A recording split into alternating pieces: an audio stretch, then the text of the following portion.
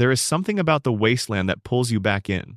Even when you have closed the game, put down the controller, turned off the screen, the world of Fallout has a way of staying with you.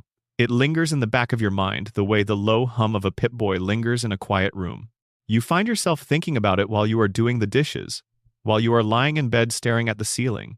Questions you never quite found the answers to, lore that was hinted at but never fully confirmed, mysteries that were buried so deep in the game's terminals and dialogue trees that most players walked right past them without ever knowing what they had missed.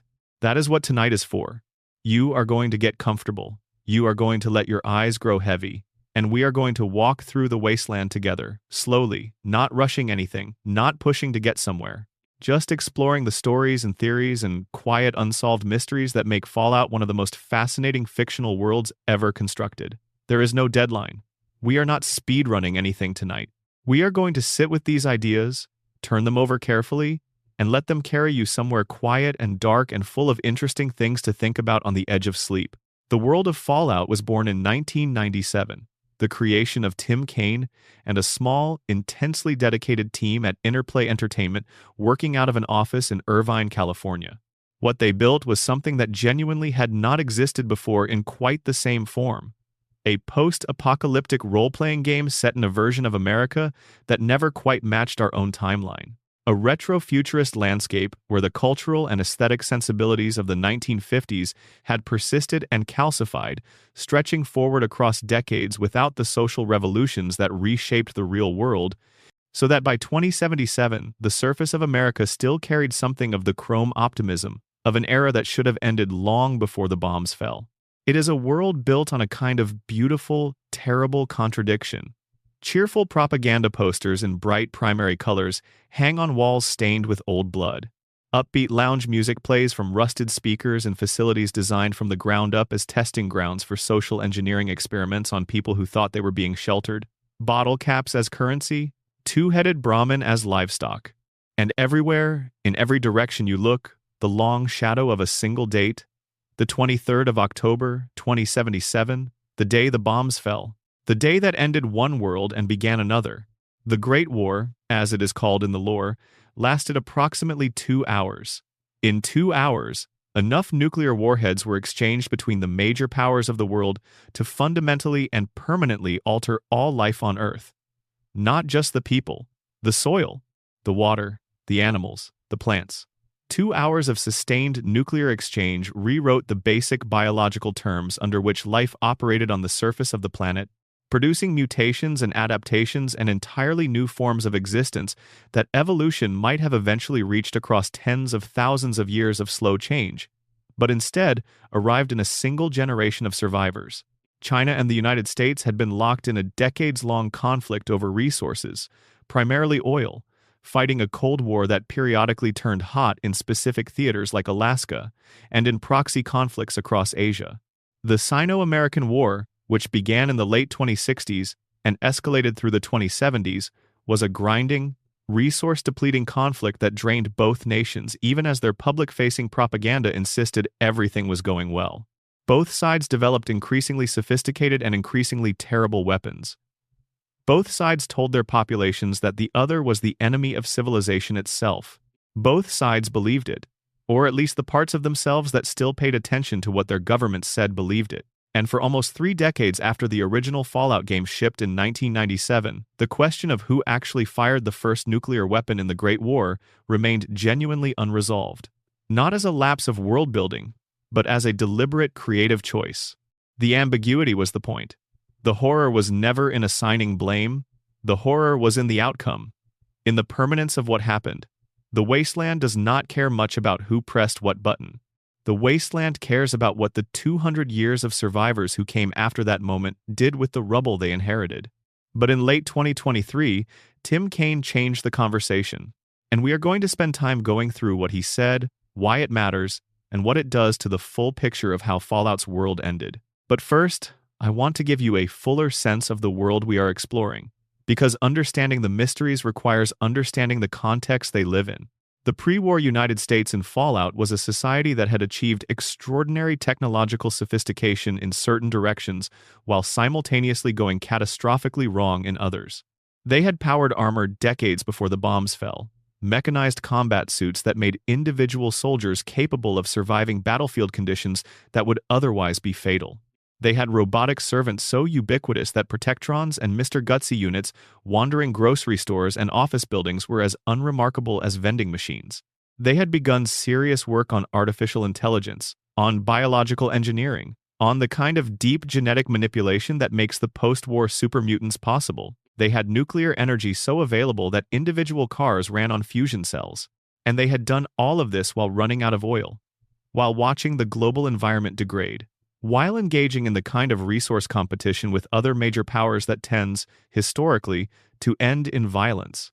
The pre-war world in Fallout is a civilization that accelerated in certain technological directions without the corresponding developments in wisdom or institutional ethics or diplomatic capacity that might have made those capabilities less dangerous.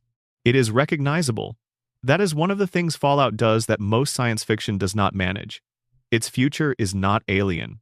It is our world, taken in directions that feel plausible in the worst possible way. And that plausibility is what makes the fiction stick around in the mind long after the game is off. Tonight we are going to cover a great deal of ground, slowly. The Great War and who started it, the vaults, and what they were actually built for, the biological weapon that connects almost everything dangerous in the wasteland into a single thread, the man who built a religion on top of a mutiny, the creatures who were people before radiation changed them, and the question of what they still are. A figure in a long coat who appears in combat across multiple games and multiple decades without anyone ever figuring out what he is or why he keeps coming back. A pre-war billionaire who kept himself alive for over 2 centuries inside a machine because he genuinely believed he was the only person smart enough to navigate what came after. An ancient horror that the games have been quietly building toward for 15 years without ever making it fully visible. The question of what makes a person when that person was assembled in a laboratory, and the possibility, just barely supported by the evidence but genuinely worth sitting with, that the beings responsible for the Great War were not Chinese or American at all. This is a long journey. We will take it at whatever pace you need. If sleep finds you somewhere in the middle, that is exactly the point. The wasteland will be here when you come back. Take a breath. Let your shoulders settle. The world outside can wait until morning. We are going into the wasteland now. The Great War.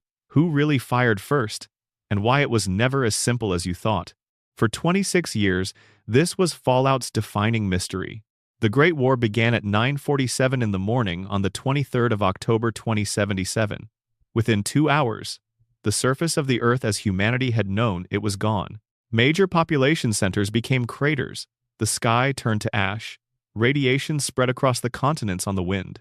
And the people who had made it underground, into the vaults or the bunkers or the mountain shelters, emerged years and decades later to find a world almost unrecognizable. The mechanics of what happened are well documented across the games, scattered across terminal entries and holotapes, and the memories of people old enough to remember. But the question that always remained was the same one historians ask about every war. Who threw the first punch? And more importantly, why? The most obvious candidates were always China and the United States. The two superpowers had been grinding against each other for years over resources, fighting a Cold War that kept turning hot in specific theaters around the world. The Sino-American War, which began in the late 2060s and accelerated through the 2070s, was a grinding conflict rooted in oil. The resources of the planet were simply running out, and rather than cooperate, the major powers chose to compete and then to fight. China invaded Alaska, the United States pushed back. Both sides developed increasingly horrifying weapons. Both sides told their populations that the other side was the enemy. Both sides believed it. In the original Fallout games, the in-universe assumption was simply that both sides launched at roughly the same moment, a mutually assured destruction scenario where nobody fired first because everybody fired at once. It was ambiguous by design. The horror wasn't in the blame, it was in the outcome. But in 2023, Tim Kaine changed all of that. Kaine sat down for a long interview with a Fallout-focused YouTube channel called TK's Mantis, and toward the end of their conversation, near the 1 hour and 26-minute mark, the topic of the Great War came up. And Kaine, in the measured, thoughtful way he tends to discuss Fallout history, confirmed what he and the original development team had always believed but never written down in any formal design document. China fired first.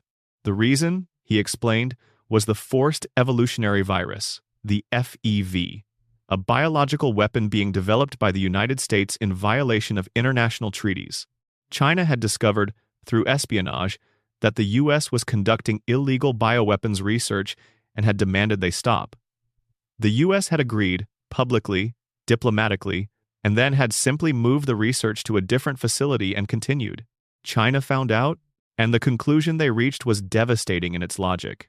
If the United States was willing to lie repeatedly about developing weapons capable of rewriting biology itself, and if those weapons were as powerful as the intelligence suggested, then conventional military options were off the table. The only leverage China had left was the one thing that even a country with illegal bioweapons couldn't survive: nuclear weapons.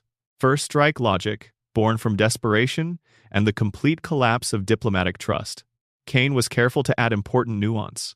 He noted that this represents the intention of the original design team, and not necessarily the canon of the games as controlled by Bethesda, who purchased the Fallout IP from Interplay in 2007. He compared it to his feelings about white chocolate. He doesn't like that it exists, but it does. Bethesda's lore takes precedence now, and Bethesda has never officially confirmed or denied Kane's account. But the logic of it fits so cleanly into the existing lore that it's hard to look away. The US was running FEV experiments at Mariposa Military Base in California. China knew about the Pan-Immunity Virion project, which was the precursor program. They had been told it was shut down multiple times, and had found out each time that it wasn't. The escalation wasn't irrational. It was, in a grim and terrible way, understandable. What makes this theory so haunting is the chain of consequences it implies. The United States started developing a virus to create super soldiers, a project born from a genuine plague crisis and a genuine fear of Chinese bioweapons. That research, kept secret and continued despite treaty obligations, gave China what they saw as an existential reason to strike first. The nukes fell. The super mutants eventually rose from the very research that caused the war. And the world that survived was shaped by the very weapon that ended it. There's also the Vault-Tec angle, which the Amazon Prime television series leaned into heavily in its first season. Within the game's lore, scattered across terminals and in-game documents, there are strong implications that Vault-Tec, the corporation that built the vaults, had advanced knowledge of the coming war. Their vaults were extraordinarily well prepared. Their timelines were suspiciously tight.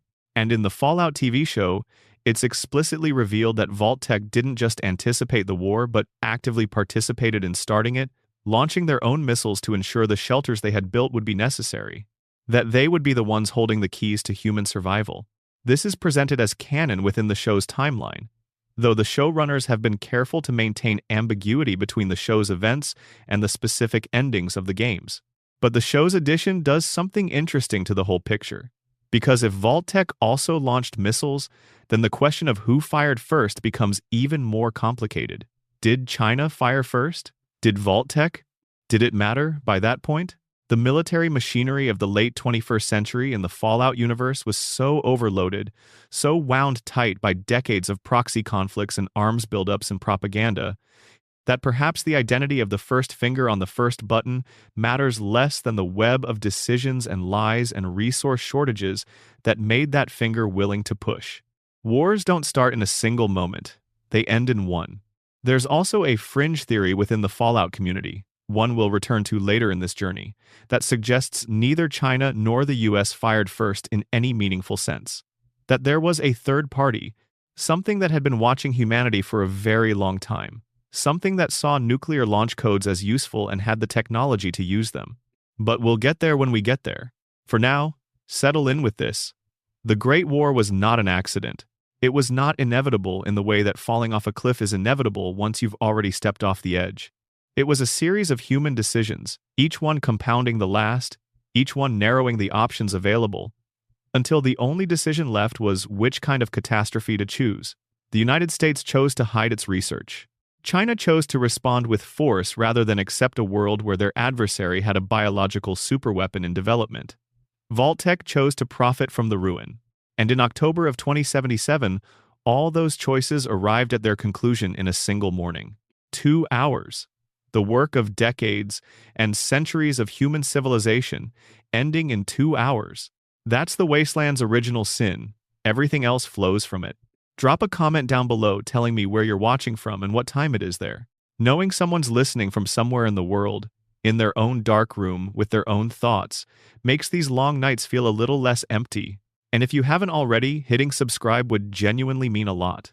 There's a lot more of this kind of thing coming, and you won't want to miss it. Now, let's talk about the vaults. The vaults, what they were really for, and the experiments nobody agreed to. If you've played even a single Fallout game, you've been in a vault. You might have started in one. Vault 101, where the door was never meant to open. Vault 111, where a pre-war family went to sleep and only one of them ever woke up. Vault 76, designed to open 25 years after the war with the best and brightest America had to offer, a genuine attempt at reclamation. Or you might have stumbled across one in the middle of a playthrough, found the heavy blast door in the hillside, opened it, and discovered something inside that made you feel deeply uncomfortable. That discomfort is intentional. Vault-Tec sold their shelters to the American public with some of the most reassuring corporate messaging in the history of advertising.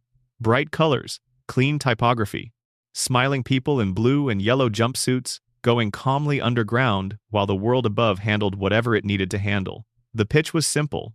The bombs might fall. If they do, you want to be underground. We've got the underground covered. Sign here.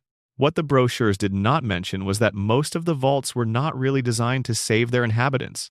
They were designed to study them. The original concept of the vault experiments was introduced formally in Fallout 2, building on hints from the first game, and it was Tim Kaine himself who has spoken about the original intention behind them. The idea was that the vaults would serve a dual purpose. On the surface, genuine nuclear shelters. Underneath, long-term social experiments to gather data that would be useful for something humanity hadn't officially tried yet. Surviving in space. Or, more specifically, surviving in sealed environments with limited resources, under conditions of extraordinary stress, with no possibility of outside help. If humanity was ever going to travel to another star system, scientists needed to understand what happened to people when you sealed them in a box for generations. Whether societies would organize themselves or collapse. What resource allocation looked like when nobody could go outside to get more. How authority functioned when there was nowhere else to go. The vaults were that data collection program, and the inhabitants were the subjects with no idea that's what they were. Let's walk through some of them. Not all of them, because there are dozens, but the ones that tell the full story. Vault 11 is the one that most people point to when they want to demonstrate the pure, crystalline cruelty of what Vault-Tec built. Located in New Vegas's Mojave region, Vault 11 had one experiment parameter. Every year, the inhabitants had to choose one person from among themselves to sacrifice. They were told explicitly that if they failed to make this sacrifice, every single person in the vault would be killed by automated systems. The experiment was designed to see how a community would organize itself around this requirement. Would they rotate fairly? Would hierarchies emerge? Would they use the sacrifice as a mechanism for disposing of political enemies? They did all of those things. Over time, factions formed within the vault, a ruling class developed. The annual sacrifice became a tool of political control, a way to eliminate opposition. Civil war eventually broke out. And then something extraordinary happened. 5 survivors remained, and they refused. After everything their community had destroyed itself doing, they simply said no. They would not choose. Let the automated systems do what they would do. And the automated systems did something that no one expected. They praised the 5 survivors. The Vault's AI informed them that they had, in fact, passed the experiment. That the sacrifice had never been required. That they were, in the machine's words, shining examples of humanity. The true test had been whether anyone would refuse. Whether the human instinct toward dignity would outlast the pressure toward compliance. It took a vault full of tragedy, civil war, and years of morally compromised choices to get there, but the experiment had its answer. Vault 12 in the California wasteland never sealed its door properly. The blast door was intentionally designed to remain slightly open, allowing radiation to seep in over time. The inhabitants who survived became ghouls. The settlement that grew from their community eventually became Necropolis. This vault was designed to study the effects of radiation exposure on a contained population.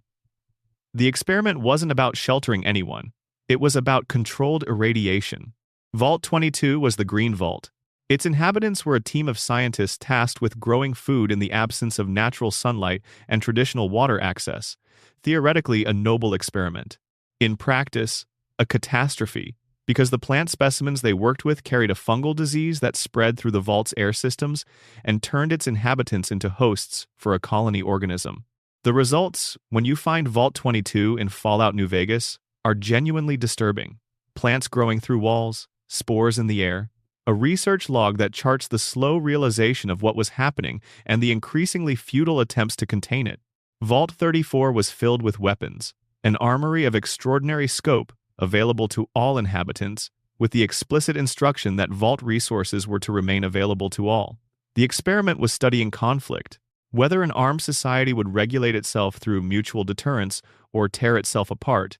The answer, as the ruins of Vault 34 suggest when you find them, was the latter. The vault's reactor is in meltdown. The halls are flooded and full of feral ghouls.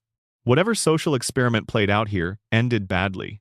Vault 87, in the capital Wasteland, was where the East Coast super mutants came from. The inhabitants were used as subjects for FEV exposure. They became super mutants. The vault was never designed as a shelter in any meaningful sense for the people it admitted. It was a manufacturing facility for biological weapon subjects. And then there are the vaults we learn about from the Fallout TV series, Vaults 31, 32, and 33, which existed as a trio in Southern California.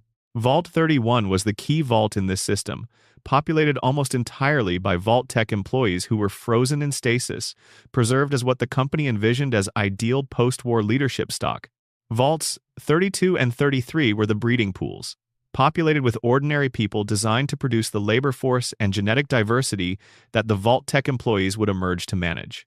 The head of Vault 31's overseer hierarchy, it turns out, had direct knowledge of the bombs falling and who caused it. What Vault-Tec was building, across all of these experiments taken together, was a database, a comprehensive study of human behavior under conditions of total control. The Enclave, a shadow government that considered itself the true continuation of the United States, wanted this data for the long-term project of determining what humanity would look like in the next chapter of civilization, whether on a reclaimed Earth or, as Tim Kaine intended, somewhere in space. There's a line from Fallout's extended lore that captures this well. The vaults were not failures. Even the ones that ended in disaster were, from the perspective of the experimenters, successful. They answered their questions. The data was collected. The price was paid in human lives that Vault-Tec had never really valued as anything other than experimental material. Vault 101, the one from Fallout 3, was an experiment in total isolation. The Overseer's standing directive was that the vault door was never to open, for any reason. No contact with the outside world. The question being studied was how long a closed society could maintain its isolation before it fractured. The answer, when you escape in 2277, is roughly 200 years. And even then, it required an external trigger. The vault didn't open from the inside out of social evolution. You opened it because you were looking for your father. Vault 21 in New Vegas ran on a different philosophy entirely. All disputes, including who got what room, who got what food, and who ran the vault, were settled by gambling. It's both the most uniquely Mojave experiment and one of the most quietly interesting. A society organized entirely around games of chance sounds absurd, but it produced a functional social order. When Mr. House eventually took over, he filled the vault with concrete and turned it into a hotel. Even the physical structure of the experiment was swallowed by the new civilization rising above it. The thing about the vaults, the thing that makes them such a persistent and uncomfortable part of Fallout's lore, is that they work as a mirror. Vault-Tec's experimenters were studying what people do when they have no options. What they found, across dozens of controlled scenarios, was an exhaustive catalog of human nature under duress. People make hierarchies. People find enemies. People sacrifice dignity for security. And sometimes, very occasionally, 5 people stare at a machine that's been telling them their community had to kill someone every year and they say no, not today. We're done. That's the Wasteland's complicated relationship with hope. It's earned. It costs something. And on the other end of that cost is where the forced evolutionary virus lives. The forced evolutionary virus, the thread that connects everything. Here is a sentence that sounds like fiction but is the foundational truth of the Fallout universe. Almost everything wrong with the world can be traced back to one artificial pathogen developed by a corporation called Vault-Tec for the United States government, in violation of international treaties starting around 2073. The Forced Evolutionary Virus, FEV. When you encounter super mutants in the capital wasteland and shoot at them because they're trying to kill you, you're dealing with FEV. When you wander into a Deathclaw nest and barely escape with your life, there are competing lore theories about FEV's involvement there too. When you meet the intelligent ghouls who've lived for 200 years and still remember the world before the bombs, the radiation that made them is related to the same research programs that created FEV. The Master, Fallout 1's primary antagonist, built his entire civilization-ending plan around it. The Institute in Fallout 4 used a derivative of FEV's research principles to build their Generation 3 synths. FEV is everywhere. It's the connective tissue of the wasteland's biology. It started, as so many disasters do, from a place that sounded reasonable. In the 2050s, the United States was dealing with a genuine public health crisis called the New Plague, a mysterious disease that spread quickly and killed efficiently, causing what lore sources describe as a national quarantine in 2053. The government needed a solution. Vault-Tec, a defense contractor already working on power armor and advanced weapon systems, was brought in through its NBC division, which stood for Nuclear, Biological, and Chemical Research. The original program was called the Pan-Immunity Virion Project. The goal was genuinely medicinal at first, a viral agent that could boost human immunity to disease. The research made progress. The Pan-Immunity Virion showed early promise, and then someone at Vault-Tec noticed something in the data that changed the entire direction of the program. The virus wasn't just boosting immunity, it was changing the host organism at a genetic level, forcing evolutionary changes, accelerating adaptation in ways that should have taken thousands of years and compressing them into the span of days or weeks. The changes were unpredictable and often violent, but if they could be controlled, if the evolutionary outputs could be directed, the implications for creating a super soldier were extraordinary. The Pan-Immunity Virion Project became the FEV Project. The goals shifted from medicine to military, and in March of 2075, the first controlled FEV experiments on single-celled organisms took place at a research facility that would eventually become the most significant location in early Fallout lore, the Glow. Vault-Tec's primary research campus in Southern California, later hit directly by a nuclear warhead during the Great War, leaving a massive irradiated crater that the first game's protagonist can visit. By 2076, the research team had moved some of their most advanced work to a different facility, Mariposa Military Base, in Central California. This is where human testing began. Not willing volunteers, military prisoners, people who had no say in what was being done to them, subjected to exposure to a virus that was fundamentally unpredictable in its effects. Captain Roger Maxon's security team was stationed at Mariposa to protect the facility. He had no idea what was happening inside. When he found out, it changed everything. But we'll come back to Maxon. The FEV that was developed at Mariposa before the bombs fell was the strain that would eventually, through the Master's intervention and his obsessive pursuit of a super mutant army, spread across the wasteland of New California. The Master, a human named Richard Moreau who had been horribly mutated through FEV exposure himself, and had somehow survived the process with his intelligence not only intact but amplified, built a network of underground installations in Southern California. He called his plan the Unity. His vision was a world where all of humanity was transformed into super mutants, which he genuinely believed represented a superior form of life, more durable, longer-lived, resistant to the radiation that was slowly killing unmodified humans. What he had missed, and what the game's protagonist can reveal to him in a deeply memorable encounter, was that FEV-transformed super mutants were sterile, all of them. The Unity would have been the last generation of any kind of thinking being on Earth. His plan to save humanity was a plan to end it. The Master, faced with this logic, chose to kill himself. It's one of the most interesting villain endings in all of gaming. Not a final boss fight, a conversation, a demonstration that the evidence of his own failure was more than he could survive. But the virus survived him. Different strains emerged in different parts of the country.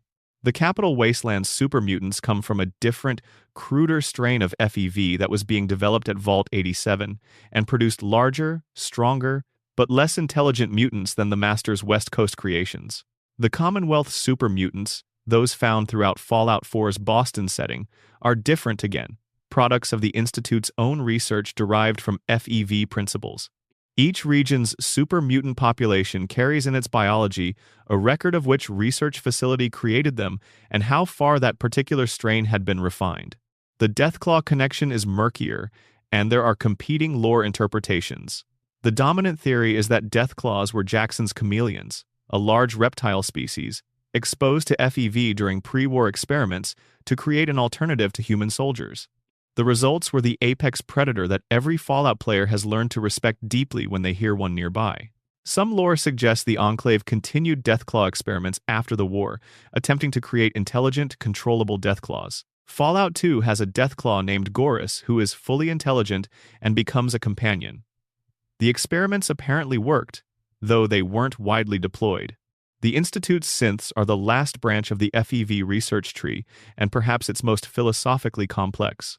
The Institute didn't use FEV directly to build their Generation 3 synths, but their synths are fully organic biological constructs assembled from scratch in their manufacturing labs, and the techniques that make that kind of biological engineering possible are downstream of the same foundational research that Vault-Tec started in the 2070s. The ability to write genetic material from scratch, to assemble organisms to specification, to control biological systems at the level FEV operates on, these are all part of the same intellectual lineage. The tragedy of FEV is how thoroughly it represents the failure of the Fallout world's scientific establishment. Here was a technology of extraordinary power, born from a genuine attempt to address a real problem, and at every step of its development it was weaponized, hidden, misused, and turned into something that created suffering at scale. The supermutants didn't choose to be supermutants. The Deathclaws didn't choose their form. And the synths who wonder whether they're human or machine are asking a question whose answer depends entirely on decisions made by people who saw them as tools rather than persons. FEV is the wasteland's original sin made biological. It's what happens when a civilization decides that the rules of ethics apply to everyone except the people with the most urgent need for results. And the man who found out about it and chose to do something about it is why there's a Brotherhood of Steel at all. The Brotherhood of Steel. How one man's conscience built a religion. Roger Maxson was not supposed to be a revolutionary. He was a career military officer, a captain in the United States Army who had served in the Sino-American War and earned a reputation for being honest, loyal to his men, and deeply uncomfortable with the kinds of compromises that military careers in the late 21st century tended to require. He had graduated from Berkeley with degrees in sociology and psychology before joining the service, which perhaps explains something about the way he thought about systems and about people within them. In January of 2076, he was assigned to Mariposa Military Base in Central California. His mission was security. Protect the facility and the research being conducted inside it. He was not told what the research was. That was, from the government's perspective, not his concern. For months, Maxson and his team ran security patrols and performed their duties in the dark. The scientists inside the facility's research wing did their work. The military prisoners who served as test subjects did what test subjects do when they have no choice. And Maxson kept not knowing. In October of 2077, just weeks before the bombs fell, Maxson's soldiers began to notice things they couldn't explain. Strange sounds from the research wing. Behavior from the facility's scientists that didn't add up. Discrepancies in the logs they were able to access. Something wrong. Something they weren't being told. Maxson pushed. He requested access to the research documentation that his security clearance technically covered, and what he received, when the information was finally provided to him, was a record of human experimentation that he found categorically indefensible. The scientists at Mariposa had been using military prisoners as FEV test subjects, people who had no say in what was being done to their bodies. The experimentation was, by any reasonable ethical standard, torture, and it was sanctioned. The government had signed off on it. The Mariposa research program existed within the official parameters of American military scientific research. Maxson interrogated the chief researcher, a scientist named Robert Anderson. Anderson's response, when pressed on the ethics of what the facility was doing, was a defense Maxson found completely unacceptable. He was following orders. The research was sanctioned. He was a military man too. Maxson killed him. The sentence is short because the decision was brutal and immediate. Not legal, not procedurally correct. Maxson simply decided that some orders shouldn't be followed, and that the man who had been following these orders had forfeited whatever protection his military role might have offered. He murdered the chief scientist in the interrogation. Then he sent a radio message to the outside world, declaring that his unit was in formal withdrawal from the United States of America. He expected a response. Maybe a strike force sent to restore order. Maybe at least an acknowledgement. What he got was silence. The outside world was, at that point, collapsing. The war was reaching its final weeks. Nobody had time or capacity to deal with one captain's mutiny at a research facility in California. The silence was its own answer. The government Maxson had served had no resources left to spend on him.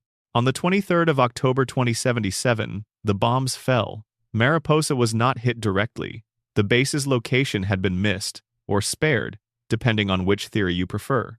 Maxson's men and their families, who had by then been brought to the base for protection as the war deteriorated, survived the initial exchange underground. When they emerged, carefully, into a world that had been permanently altered, Maxson faced a new question. What did you do when the country you'd sworn allegiance to no longer existed? When the chain of command ended because there was nobody left at the top of it? His answer was the Brotherhood of Steel. The name itself carries weight. Brotherhood, a community bound by more than duty. Of steel, an acknowledgement of the power, armor, and military hardware that formed the backbone of their material strength. The phrase gestured at permanence, at something meant to outlast the circumstances that created it.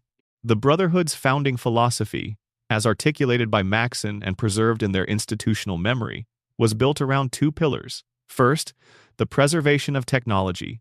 The knowledge and hardware of the pre-war world were humanity's most valuable inheritance, and their loss would set back any possibility of civilization's recovery by generations. The Brotherhood would collect, preserve, and study technology, keeping the light of the pre-war world alive so that the post-war world could eventually rebuild. Second, and crucially, a moral framework around that technology. What had happened at Mariposa was a demonstration of what unchecked scientific progress without ethical oversight produced. The Brotherhood would not make that mistake. Technology would be studied and preserved, but it would be controlled, not distributed freely to anyone who wanted it, managed. That second pillar is where the Brotherhood's history gets complicated, and where the different chapters of the Brotherhood across the Fallout games diverge in genuinely interesting ways. The original chapter, based at Lost Hills in California, maintained Maxson's vision of technological preservation with a fairly flexible approach to engagement with the outside world in the early years. But over generations, as the Brotherhood became more established and more powerful, the institutional culture shifted. Elders grew more conservative. The hoarding of technology became an end in itself, rather than a means to the goal of eventual rebuilding. The Brotherhood's relationship with the outside communities of the wasteland grew colder, more transactional, and eventually often hostile.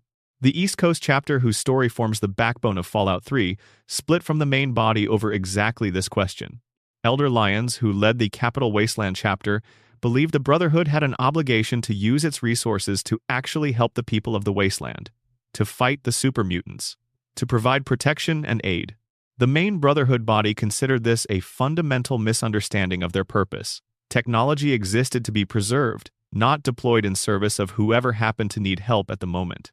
Lyons was eventually criticized, marginalized, and his chapter was cut off from full Brotherhood recognition. His daughter Sarah and the soldiers loyal to him maintained the mission anyway.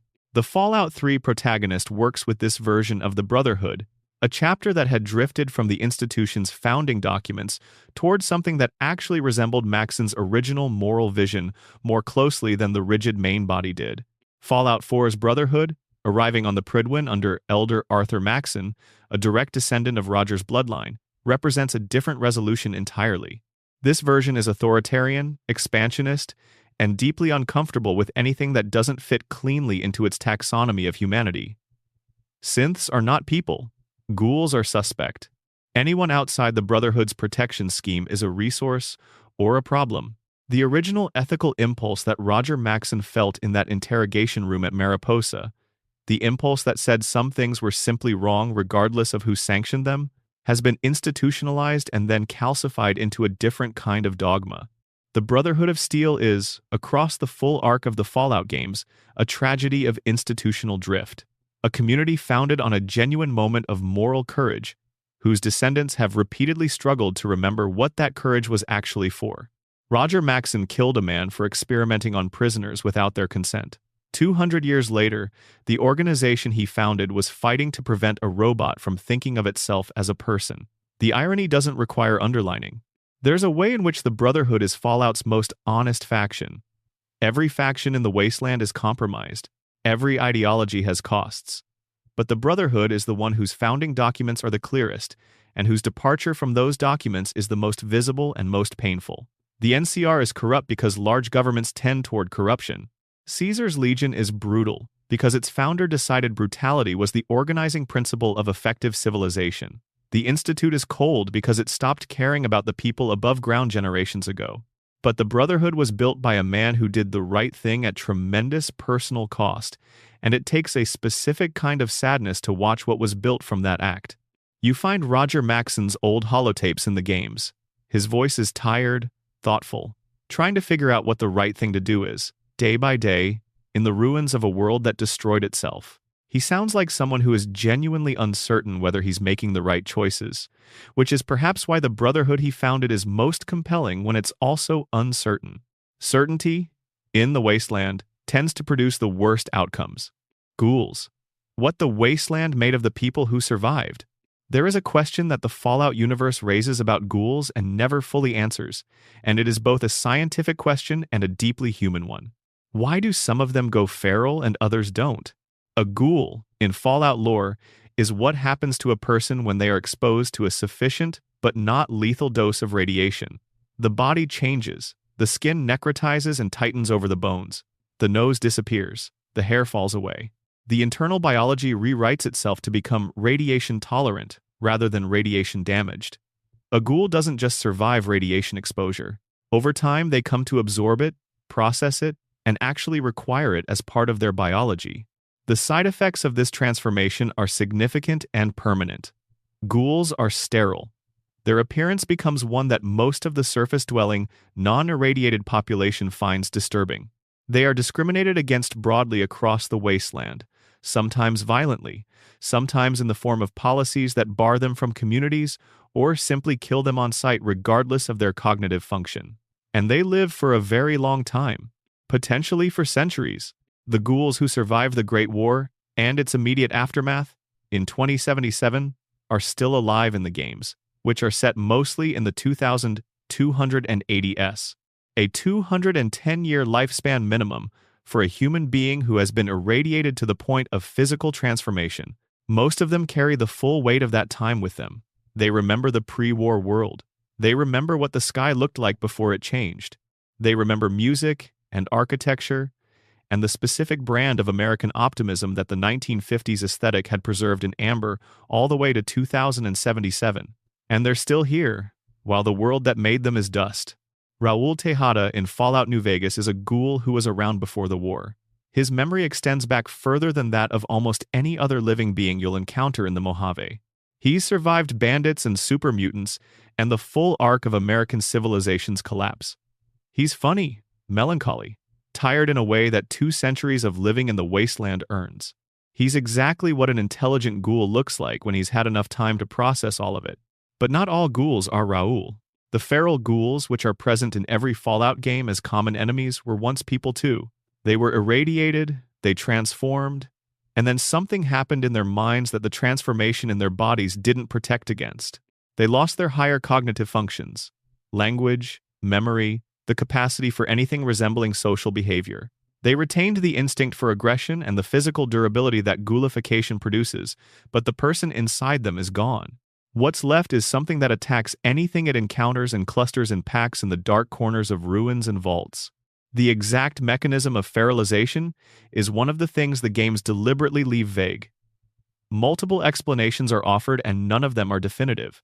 The most common in-game theory is isolation. Ghouls who spend extended time completely alone, without social contact, without the kind of cognitive engagement that other people provide, tend to deteriorate mentally in ways that eventually become irreversible. The implication is that intelligence, for ghouls, is in some way a social product. It requires maintenance. It requires other minds to stay anchored to. Another theory points to radiation levels. Too much radiation exposure, beyond the ghoul's ability to process, can tip the chemistry of the brain over some threshold from which it can't recover. This is the explanation the Fallout TV show expanded on significantly, introducing the idea that ghouls need to regularly take RADaway to regulate their radiation levels and prevent the mental deterioration that leads to feralization. The ghoul, played by Walton Goggins in the show, keeps himself sane specifically through this chemical management. Without it, he would lose the thread. There's a third possibility that the games touch on without fully committing to. That feralization is simply inevitable for all ghouls, given enough time.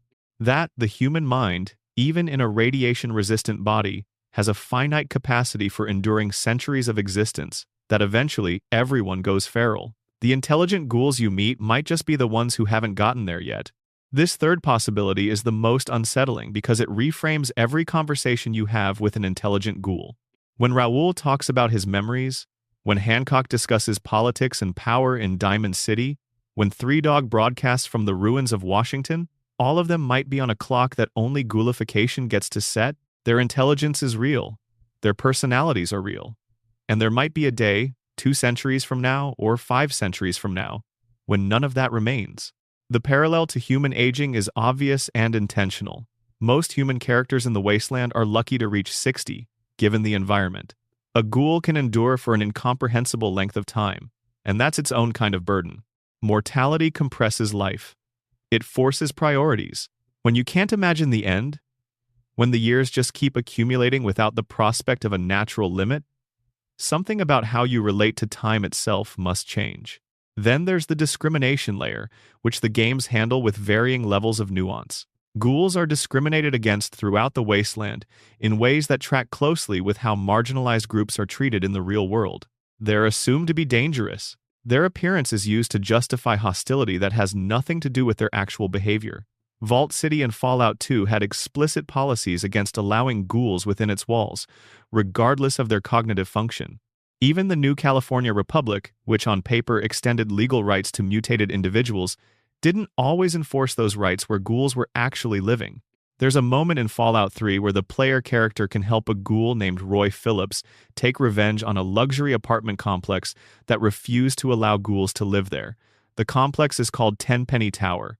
The quest is one of those Fallout situations where there are no good outcomes, and the question is which kind of bad outcome you're willing to accept. Give the ghouls access to the tower, and the situation eventually deteriorates into something much worse. Side with the tower's residents and you're maintaining a system of explicit discrimination. The game offers you these choices and lets you live with what you did. What ghouls represent in the wasteland, at their most thematic, is the question of what we owe people who are transformed beyond recognition but who are still, fundamentally, themselves inside. The face is wrong, the body is wrong, the skin is wrong, but the memories are real, the personality is real, the accumulated knowledge of 2 centuries is real. At what point does the outside become the inside, and what do you do when the answer is that it doesn't? The wasteland never gives you a clean answer, because the real world never has either. The mysterious stranger, Fallout's oldest unsolved ghost. He appears in a flash of light and is gone before you can ask him anything. Every time you activate the mysterious stranger perk in Fallout, there's a chance that when you enter VATS combat against a difficult enemy, he'll appear. A figure in a long coat and a wide-brimmed hat, face hidden in shadow, armed with a revolver. He fires. The enemy falls. And by the time the dust settles and the camera pulls back to normal view, he's already vanished. No explanation. No dialogue, usually. Just the iconic musical sting, a few bars of guitar that manage to sound both Western and noir at the same time, and then nothing. He's been there since the very first Fallout game in 1997. He appears in Fallout 2, Fallout 3, Fallout New Vegas, Fallout 4, and Fallout 76. Across every major chapter of the series and multiple decades of game development, the mysterious stranger keeps appearing. He is, without question, the most consistent and least explained presence in the entire franchise. And because the games give you almost nothing to work with, the theories about who he is have accumulated into something extraordinary. Let's start with what the games actually tell us. because it's less than you might think. In Fallout 2, the mysterious stranger can appear as either male or female, depending on which gender the game randomly selects, which suggests that either there are multiple mysterious strangers or the character is simply an archetype rather than an individual. In Fallout 3 and Fallout New Vegas, the mysterious stranger is male, wearing a long coat and a hat, carrying a high-powered revolver. Nick Valentine in Fallout 4 specifically comments on the stranger's appearances, expressing frustration and fascination that this figure appears and disappears without any comprehensible explanation. Nick, who has been around long enough and has seen enough strange things that he's not easily rattled, finds the mysterious stranger genuinely puzzling. In Fallout New Vegas, there is a character called the Lonesome Drifter. He's a guitarist you can encounter in the Mojave, and in dialogue, he mentions that his father was a mysterious man who was a stranger to his own family. The word mysterious appears in the dialogue box directly above the word stranger, which most fans read as an intentional hint from Obsidian's writing team. The Lonesome Drifter also carries a unique .44 Magnum revolver, and when he draws the weapon, the same distinctive guitar notes that play when the mysterious stranger appears are audible. The Vault Wiki and community researchers have treated this as confirmation that the Lonesome Drifter is the mysterious stranger's son, or at least a descendant. That the stranger has a life beyond his interventions in your VATS combat, that he's not a supernatural entity but a person, or a lineage of people, who simply makes a habit of appearing where help is needed and disappearing before questions can be asked. The Western influence is explicit. The mysterious stranger's visual design pulls directly from Sergio Leone's films, particularly the man-with-no-name archetype that Clint Eastwood embodied across the Dollars trilogy. That's a figure defined by competence, moral ambiguity, and a studied refusal to explain himself. He shows up, does what he does, and leaves. His motivations are implied rather than stated. Whether he's good depends on whose story you're in. But there are elements of the mysterious stranger in Fallout that resist a purely mundane explanation. The physics of his appearances are impossible. He doesn't enter from a door, he doesn't approach from a distance, he materializes, he fires, he dematerializes. The game presents this as a gameplay conceit, a perk effect. But Nick Valentine's reaction suggests that within the fiction of the world, these appearances actually happen and are actually inexplicable to the people who witness them. One theory, popular in the fan community, is that the mysterious stranger is somehow connected to the Lonesome Road DLC's themes about destiny and intervention. Ulysses, the Lonesome Road's primary figure, believes that certain people are marked by the wasteland in ways that attract extraordinary attention. That the courier is one of these people, someone whose survival is almost preternaturally unlikely and whose interventions in the world are disproportionately consequential. Maybe the mysterious stranger is another such figure, or an agent of whatever force chooses to invest in unlikely survivors. Another theory positions the stranger as a form of time traveler or dimensional anomaly, a person unstuck from normal causality who exists at multiple points simultaneously and can appear wherever he's needed. This would explain both the materialization and dematerialization and the fact that he seems to be exactly the same person across different games set years apart in the same character's life. A simpler theory, and one with genuine textual support, is that the mysterious stranger perk doesn't summon a supernatural being. It summons a real person, or a lineage of real people, who have made it their business to follow certain individuals around the wasteland and intervene at critical moments. They are extraordinarily skilled at appearing and disappearing undetected. The Lonesome Drifter is what happens when that life produces children who carry something of it forward. Not a mystical inheritance, a practical one. What's most interesting about the mysterious stranger as a mystery is what it reveals about how Fallout handles ambiguity. The games are willing to leave certain things undetermined, not because the writers didn't have answers, but because some mysteries are more valuable unresolved. A mysterious stranger with a confirmed biography and a backstory available on the Pip-Boy world map would be a very different character. The mystique depends on the absence. The not knowing is the point. There's a tradition in storytelling of figures who appear in moments of crisis and offer help that can't fully be explained. Folklore is full of them. The stranger at the crossroads who gives good advice. The traveler who arrives exactly when they're needed and leaves before they can be thanked. The mysterious stranger in Fallout draws from that tradition and updates it with chrome revolvers and guitar stings and the specific aesthetics of a world that died in 1950s amber. He's a ghost of the Western that the pre-war American imagination never let go of. He's the hero the genre promised, showing up exactly once in combat and then leaving you to handle everything else yourself, which might be the most honest thing about him. Help arrives sometimes, unexpectedly, and then it's gone. You do the rest on your own. Mr. House and the question of who gets to save humanity. Robert Edwin House is not, by any conventional measure, a sympathetic character. He is a pre-war billionaire who used his extraordinary predictive intelligence to foresee the Great War coming, to position himself accordingly, and to survive it. He is a man who kept himself alive for 210 years inside a life support pod on the top floor of the Lucky 38 casino in New Vegas, managing the city's security systems through radio transmissions and robotic intermediaries, while his physical body slowly decayed to the point where external air would be immediately fatal. He is a technological autocrat who controls the city of New Vegas with an army of Securitron robots, and a clear belief that he is uniquely qualified to determine what happens next for humanity. He is also, depending on which arguments you find compelling, one of the most genuinely consequential thinkers in the post-war world. Mr. House's backstory is one of Fallout New Vegas's great lore gifts. Born in 2020, he was a child prodigy who eventually founded Robco Industries, one of the most significant technology corporations in the pre-war world. Robco built the robots that became ubiquitous in American life and industry, and also contributed significantly to the Pip-Boy's development. House's personal genius was in applied mathematics and predictive modeling. He was, by his own account, able to look at complex systems with enough variables and see where they were going with a level of accuracy that bordered on the supernatural. In the 2060s, he began to see where American civilization was going. He estimated that a nuclear exchange would occur before 2080.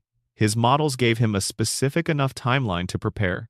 He spent the next decade positioning the infrastructure of Las Vegas to survive the initial exchange, installing missile defense systems, hardening the Lucky 38, and preparing the Securitron army that would maintain order after the bombs fell. He calculated that his preparations would deflect around 2,000 warheads, allowing the core of Las Vegas to survive substantially intact. His calculations were off. 77 warheads hit close enough to damage Las Vegas in ways he hadn't fully accounted for, and some of his defensive systems failed to engage at the critical moment. But the city survived well enough that 200 years later it's still the most functional urban environment in the Mojave Wasteland. The casinos still run, the neon still lights, the Securitrons still patrol the strip. House was right enough that his plan worked. Now he wants to take humanity to the stars. House's long-term vision, which he explains to the Courier in New Vegas's The House Always Wins questline, is to use the resources of Las Vegas as a foundation to rebuild a technological civilization capable of eventually achieving space travel. He sees the surface of the Earth as a dead end, a world too badly damaged and too politically fragmented to produce a second flowering of civilization without something radical to change the equation. The something radical he has in mind is leaving the planet. It's an extraordinary thing to hear a video game character articulate, and what makes it interesting isn't whether the goal is achievable but what House is willing to do to pursue it. He'll control New Vegas with an iron hand, using Securitrons as an omnipresent enforcement mechanism. He'll make deals with the NCR that benefit him more than them, and maintain those deals exactly as long as they're useful. He eliminated the Mojave Brotherhood of Steel chapter almost entirely, viewing them as a destabilizing force that hoarded technology without being capable of advancing it. He keeps the major casino families on the strip because they're economically useful, and because they serve as a layer of buffer between him and the public, but he maintains the capacity to eliminate them if they become threats. He has no democratic instincts whatsoever. He doesn't want to consult anyone. He doesn't believe that the people of the Mojave are capable of making the right decisions about their own future without his guidance. He is, in his own analysis, the smartest person in any room he's ever occupied, and he's decided that this gives him a responsibility rather than just a privilege. Whether you find that convincing depends on how you answer a question that Fallout New Vegas poses but never resolves. Is House right about his own judgment? Is he actually the best available option for the Mojave? Or is the confidence that makes him effective also what makes him incapable of seeing his own blind spots? The NCR is the democratic alternative, but the NCR is deeply, visibly corrupt. A government that spent decades expanding without the infrastructure to support that expansion, now stretched across the desert and struggling under the weight of its own bureaucratic inertia. The people of the Mojave who live under NCR influence know the difference between the theory of the NCR and the reality. The reality involves taxes and conscription and officials who skim and soldiers who are tired and homesick and policies set in Sacramento by people who've never crossed into the Mojave in their lives. Caesar's Legion is the authoritarian alternative, and it requires no extended analysis to identify the problems there. The yes man path, where the courier kills House and runs New Vegas independently, offers autonomy but not necessarily wisdom. The courier has demonstrated extraordinary capability but has been in the Mojave for a matter of weeks before taking over. House has been planning and managing this region for over 2 centuries. Which brings us to the mystery that the Fallout TV show introduced and then deliberately refused to resolve. The Lucky 38 appears in the Amazon series with its lights on, which, as fans of New Vegas immediately recognized, meant that House's defenses were active. In-game, the Lucky 38 is dark until you work with House, because powering it requires the Platinum Chip's upgrade to his Securitron army. The show's Lucky 38 being lit suggests, to many fans, that the House always wins ending is the closest to canonical. But the showrunners have explicitly stated that no single New Vegas ending is being made canonical. What they've done instead is create a version of House that could exist in the wake of any ending. A cold fusion-powered backup version, essentially a separate instance of House's consciousness running in a system that doesn't require the original body, allows every ending to have been real and House to still be present. The show is telling us that House, like the wasteland itself, prepares for contingencies. His hand reaches out from within a pod in a Season 2 credits sequence. The implication is that the real House is dead or dying. The version of him that Walton Goggins' ghoul encounters is the backup. And the backup, of course, doesn't know what happened during the events of New Vegas.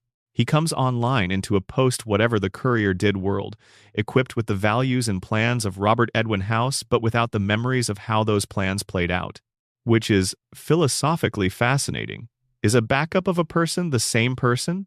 Does continuity of consciousness require an unbroken thread? Or is it enough to have the same values, the same goals, the same brilliant and infuriating certainty? These are exactly the questions that Fallout has been asking in a different register for a while now, because there's another part of the wasteland where they come up even more urgently. And that's down in the Institute, underneath Boston. The synth question: what makes a person a person? Imagine waking up one morning with all of your memories intact and a terrible suspicion. You remember your childhood. You remember the faces of the people you grew up with. You remember the specific feeling of your first cold morning in autumn and what breakfast smelled like in every small embarrassing thing you've ever done. Your memories feel real because they are yours, felt from the inside, weighted with the accumulated texture of a lived experience. And then someone tells you that none of it happened, that you were assembled in a laboratory, that the memories were implanted, that the person whose life you remember living never existed, and you are a simulation of them so complete that you couldn't tell the difference. What are you then? This is the question at the center of Fallout 4's most interesting lore, and it's a question that the game explores through several different characters in several different registers without ever fully committing to an answer. Because the answer, genuinely, might depend on philosophical premises that the game can't adjudicate for you.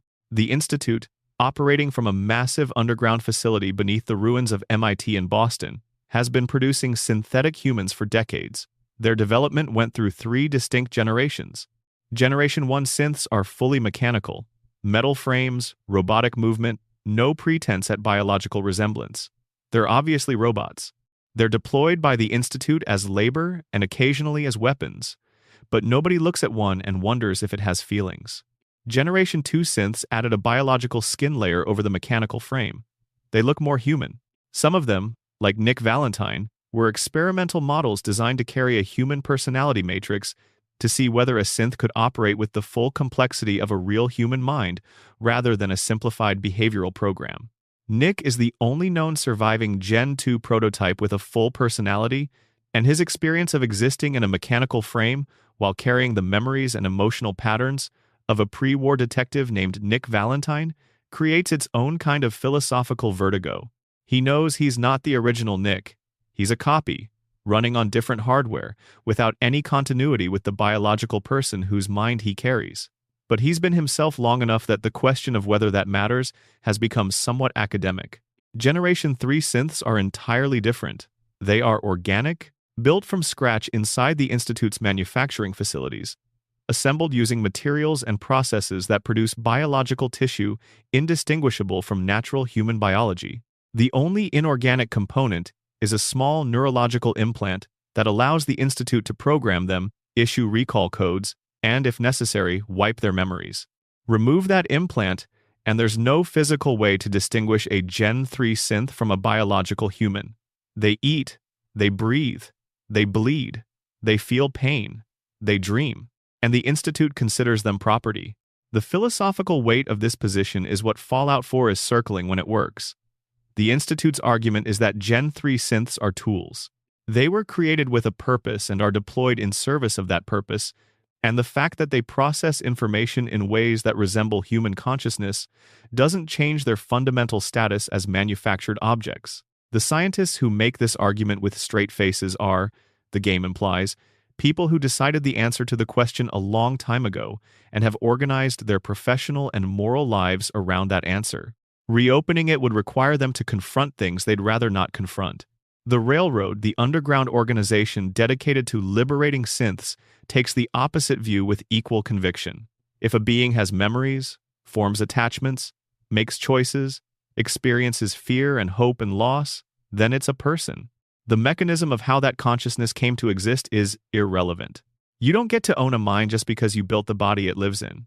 The Brotherhood of Steel, at least under Elder Maxon's leadership in the Commonwealth, has a different concern entirely that sometimes gets mistaken for the Institute's argument. The Brotherhood isn't saying synths aren't conscious.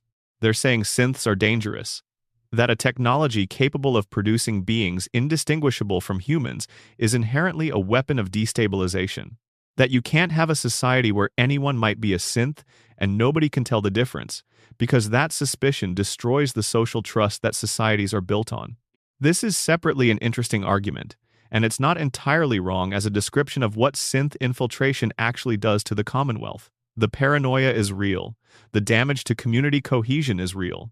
The Brotherhood's concerns about the technology aren't irrational, even if their response to those concerns is catastrophic. The game gives you access to all of these perspectives and then asks you to choose which faction to work with. The choice is a philosophical statement. Dima, the Gen 2 synth who leads the synth refuge at Acadia in Far Harbor, represents the most mature version of the synth question that the game asks. Dima has been alive long enough and has thought hard enough about his own existence that he's reached a kind of equanimity about the uncertainty. He doesn't know if he's conscious in the way humans are conscious. He doesn't know if his experiences are experiences in the fullest philosophical sense. But he knows what he values.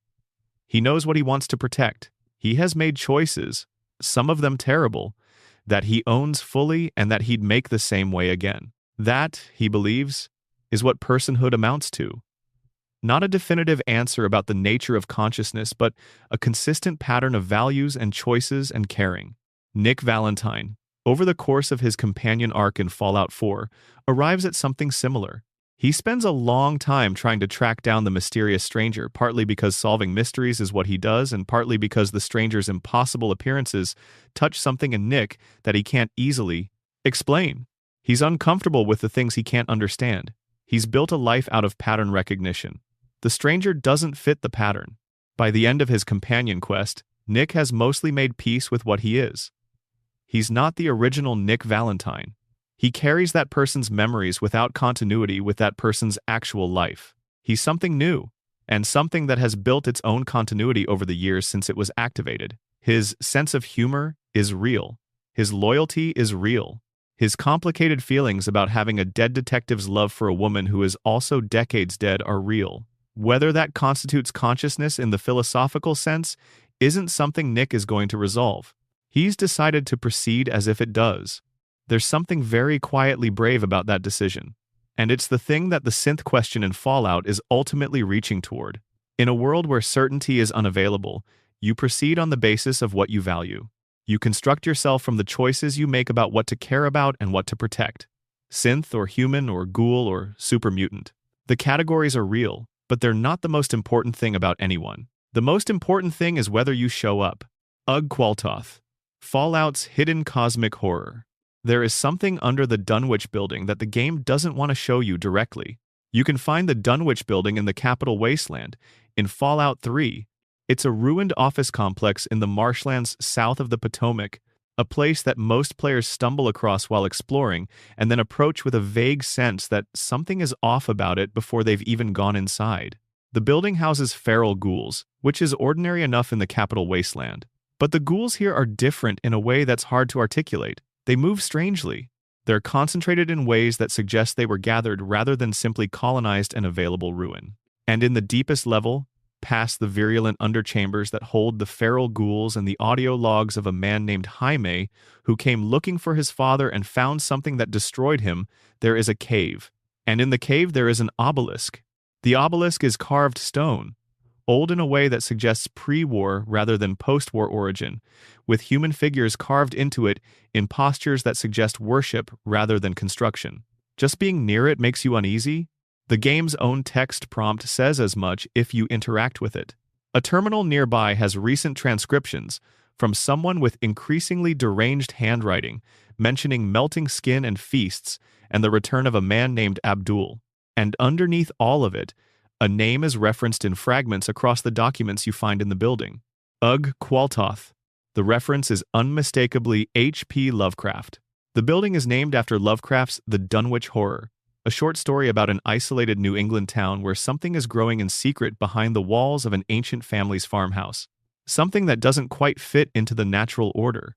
The naming convention of Ugh Qualtoth deliberately echoes Yog-Sothoth, the Lovecraftian entity described in The Dunwich Horror as the key and guardian of the gate, a being that exists outside time and space and can only be partially perceived by human senses. The Fallout 3 official game guide even includes a quote about Ugh Qualtoth that mirrors the famous Yog-Sothoth line from Lovecraft almost exactly. This would be a charming piece of world building if it were contained to a single location in a single game. It is not contained. In Fallout 4, there's a quarry called Dunwich Borers, located northeast of Boston in the Commonwealth. It's presented initially as a straightforward raider-occupied site. Raiders, explosives, a mineshaft going deeper than mineshafts usually need to go. Standard wasteland encounter. But the further down you go, the stranger it gets. Workers left audio logs in the quarry. The logs document a standard excavation that slowly became something else. The workers were hearing things, having visions. Some of them stopped coming to work, and were later found deeper in the dig site than they had any reason to be. Sometimes dead, sometimes simply gone. The management of Dunwich Borers, a company called Dunwich Industries, appears to have known roughly what was down there, and specifically instructed excavation to continue deeper than the geological survey recommended. At the bottom of the excavation, past the main quarry floor, and through a water-filled passage, there is a stone face, enormous, ancient, carved in a style that matches the obelisk from Fallout 3. Not pre-war, not post-war, pre-human, in the sense that it suggests a civilization whose timeline doesn't line up with any recorded human history. Raiders who had been in the quarry long enough to be affected by proximity to it had begun engaging in rituals around it. One raider's logs document the experience of receiving visions from the stone face directly, visions that he found ecstatic and terrifying in equal measure. The connection between the Dunwich building in Fallout 3 and Dunwich Borers in Fallout 4 is not coincidental. Dunwich Industries, the company that owned both the office building and the quarry, appears to have been a corporate vehicle for a family that had been involved in Ugh Qualtoth worship for generations. The CEO chose the office location because of what was beneath it. The quarry was excavated because someone at the top of the company knew what they were digging toward and wanted to get closer to it. In Fallout 3's Point Lookout DLC, there is a quest called The Dark Heart of Blackhall that involves recovering a book called The Krivbekni from a swamp-dwelling eccentric named Obadiah Blackhall, who wants it for purposes that become progressively more alarming the more you learn about him.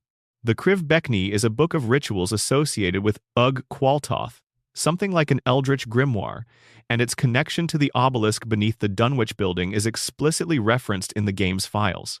The Fallout role-playing game corebook, a tabletop adaptation published by Modiphius, includes lore on Ugh Qualtoth that expands the picture significantly. It describes Ugg-Qualtoth as an entity about which most knowledgeable and civilized people dismiss the rumors as the product of fevered imaginations, and then adds, with a kind of quiet dread, that if there is a god of the post-war era, it would almost have to be an eldritch horror from beyond human imagining. What makes Ugg-Qualtoth so interesting as a piece of Fallout lore is the timeline question. Nothing about the evidence suggests this entity is a product of the post-war wasteland. The carvings at Dunwich Borers don't look recent. The obelisk beneath the Dunwich building doesn't look like something that was constructed in the late 20th century. The rituals that the Blackhall family and the Dunwich Corporation were involved in appear to have continuity stretching back much further than any of the events that created the world of Fallout. The implication is that Ugg-Qualtoth predates the Great War, predates Vault-Tec and FEV and the Enclave, predates the United States itself, possibly. That whatever this entity is, it was present in the world long before the bombs fell, and that the Great War and its aftermath simply provided a set of conditions that made its influence more visible rather than creating it. This is Lovecraftian horror in its truest sense. The horror isn't in something that threatens you directly, it's in the scale, in the recognition that the events you've been treating as the whole story are merely a recent chapter in something much older and much less concerned with human welfare than you'd prefer. The Great War destroyed civilization. Ugg-Qualtoth was here before civilization. It will be here after whatever comes next. Bethesda has never put a definitive explanation on Ugg-Qualtoth. The lore grows with each installment but never resolves. The Fallout 76 updates have added Ugg-Qualtoth references in Appalachia, suggesting the entity's influence is not limited to the eastern seaboard. The tabletop game has included quest seeds that point toward the same buried thread appearing in completely different regions of the post-war United States. It's one of the most patient pieces of world-building in Fallout. Not urgent, not resolved, just present. In the way that a cold you can't quite shake is present. You put it out of your mind, and it's there when you stop thinking about anything else. The Lovecraft debt is acknowledged, and the resemblance is close enough that it doesn't need to be hidden. But Bethesda has done something interesting with the template. In Lovecraft's original work, the cosmic entities are indifferent to humanity. They're not trying to influence or corrupt. They simply exist on a scale that makes human concerns irrelevant, and the horror of encountering them is the horror of understanding your own insignificance. Ugg-Qualtoth seems to have preferences. It seems to want things. People who spend time near its artifacts become worshippers. Families have dedicated themselves to its service across generations. That's a different kind of entity than the purely indifferent Lovecraftian cosmos. Something that actively draws human attention to itself, that accepts worship, that seems to operate through a network of devoted servants, rather than simply brushing past human civilization like weather brushes past insects. Whether that makes it more or less frightening is something you can sit with while the wasteland wind blows through the ruins outside. The Courier, Fallout New Vegas's most dangerous person. In the opening minutes of Fallout New Vegas, you are shot in the head twice. You survive. This is somewhat unusual. The Courier, which is what your character is called throughout the game because no personal backstory is provided at the start, was hired to deliver a platinum chip from Prim to the New Vegas Strip. It was supposed to be a routine job. Instead, a man named Benny intercepted the delivery, shot you twice in the skull, and had your body buried in a shallow grave outside the town of Goodsprings. You were dug out by a Securitron named Victor, operated on by a small-town doctor named Doc Mitchell, and then sent off into the Mojave to do whatever you decided to do next. Most people, after having been shot in the head twice, would do somewhat less than the Courier ends up doing. The Courier can reshape the political destiny of the entire Mojave wasteland. They can face down the remnants of Caesar's Legion, manage the competing interests of the new California Republic, deal with the single most technically capable and strategically brilliant pre-war survivor in the region, and then make a decision at Hoover Dam that determines the future of civilization for hundreds of miles in every direction. And they can do all of this in what amounts to a few weeks of in-game time, having just been dug out of a grave. New Vegas is very careful about what it tells you about who the Courier was before all of this happened. The game is built around a blank slate protagonist, which is standard for role-playing games. But within that blankness, there are cracks where history leaks through if you pay attention. High-intelligence dialogue options demonstrate advanced knowledge of Latin and computer systems, suggesting an educated background. Certain conversations with Boone, your sniper companion, produce responses that indicate the courier understands military tactics and sniper team logistics from the inside. You can demonstrate familiarity with the Zion tribals of Utah, having apparently spent enough time there to learn some of their language. Veronica's dialogue can occasionally produce suggestions that the courier isn't entirely sure where they were born. And then there's the Lonesome Road DLC. Ulysses, the antagonist of Lonesome Road, has history with the courier. He was originally going to be hired for the chip delivery that became the beginning of New Vegas's plot. He passed on it, and the job went to the player character. But before that, before the events of the main game, there was another encounter between Ulysses and the courier in a place called the Divide. The Divide was, before the Great War, a supply route and settlement area on the western edge of what would become the Mojave Wasteland. After the war, it was a relatively functional community, one of the better examples of post-war survival in the region. And the courier, who had apparently traveled through the Divide on a prior job, had unknowingly carried a package there that contained an automated signal. That signal, when it activated, triggered dormant warheads buried beneath the settlement from the pre-war period. The Divide was destroyed. Everyone in it died. Ulysses, who had been living there and had begun to build something like a home for the first time in years, survived by a margin so thin it barely existed. He blamed the courier, not for destroying the Divide deliberately, but for being the kind of person who moves through the world without understanding what they carry. Who delivers packages without asking what's in them? Who becomes the instrument of catastrophe, not through malice but through a specific kind of carelessness? The carelessness of someone who has survived so much that they've stopped paying attention to what their survival costs other people. This accusation has weight, and the game knows it has weight, because it asks you to sit with it in the Divide rather than resolve it cleanly. Ulysses isn't wrong that the courier triggered the Divide's destruction. The courier isn't wrong that the consequences weren't intentional. The game doesn't adjudicate the moral question. It presents it and moves on. What makes the courier such an interesting character within the Wasteland's mythology is precisely the combination of capability and opacity. They can survive being shot in the head twice. They can navigate the Mojave with skills that suggest either extensive prior experience or an almost supernatural adaptability. They can, at the end of the game, make a choice that determines the political future of the region and then walk away without apparent consequence. The theories about the courier's pre-game background are extensive. Some players are convinced they were a former NCR soldier, given the dialogue options that reveal military knowledge. Some believe they were a vault dweller from one of New California's still operational vaults, given the Vault-13 canteen in the courier's stash that comes with certain game editions. The Bloodline theory, which suggests the courier is descended from either the Vault Dweller of Fallout 1 or the Chosen One of Fallout 2, uses timeline math and the Vault-13 connection to argue that the game's protagonists share a family line. None of this is confirmed. The courier is deliberately constructed to be whoever you need them to be. But the vagueness isn't empty. It's loaded with possibilities that the game is gracious enough to leave unresolved.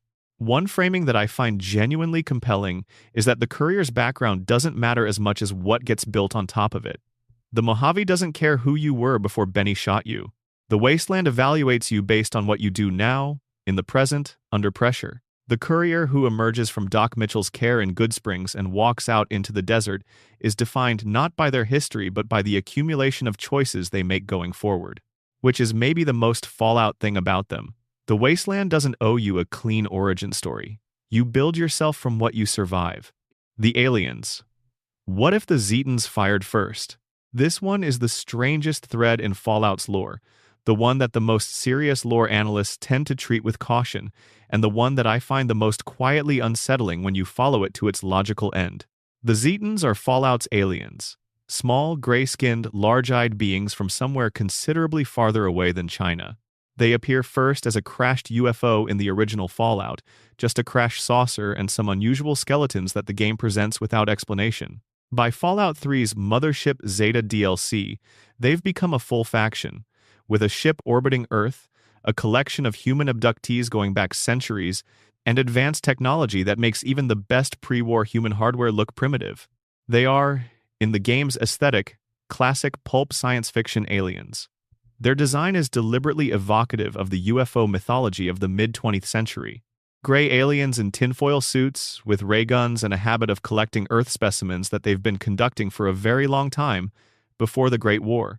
Potentially for a very long time before it. And here's where the theory gets genuinely interesting. In Mothership Zeta, there is an audio log that can be found on the ship. It contains a recording made at some point before the Great War of an American military officer who is clearly being subjected to some kind of mental interrogation technique by the Zetans.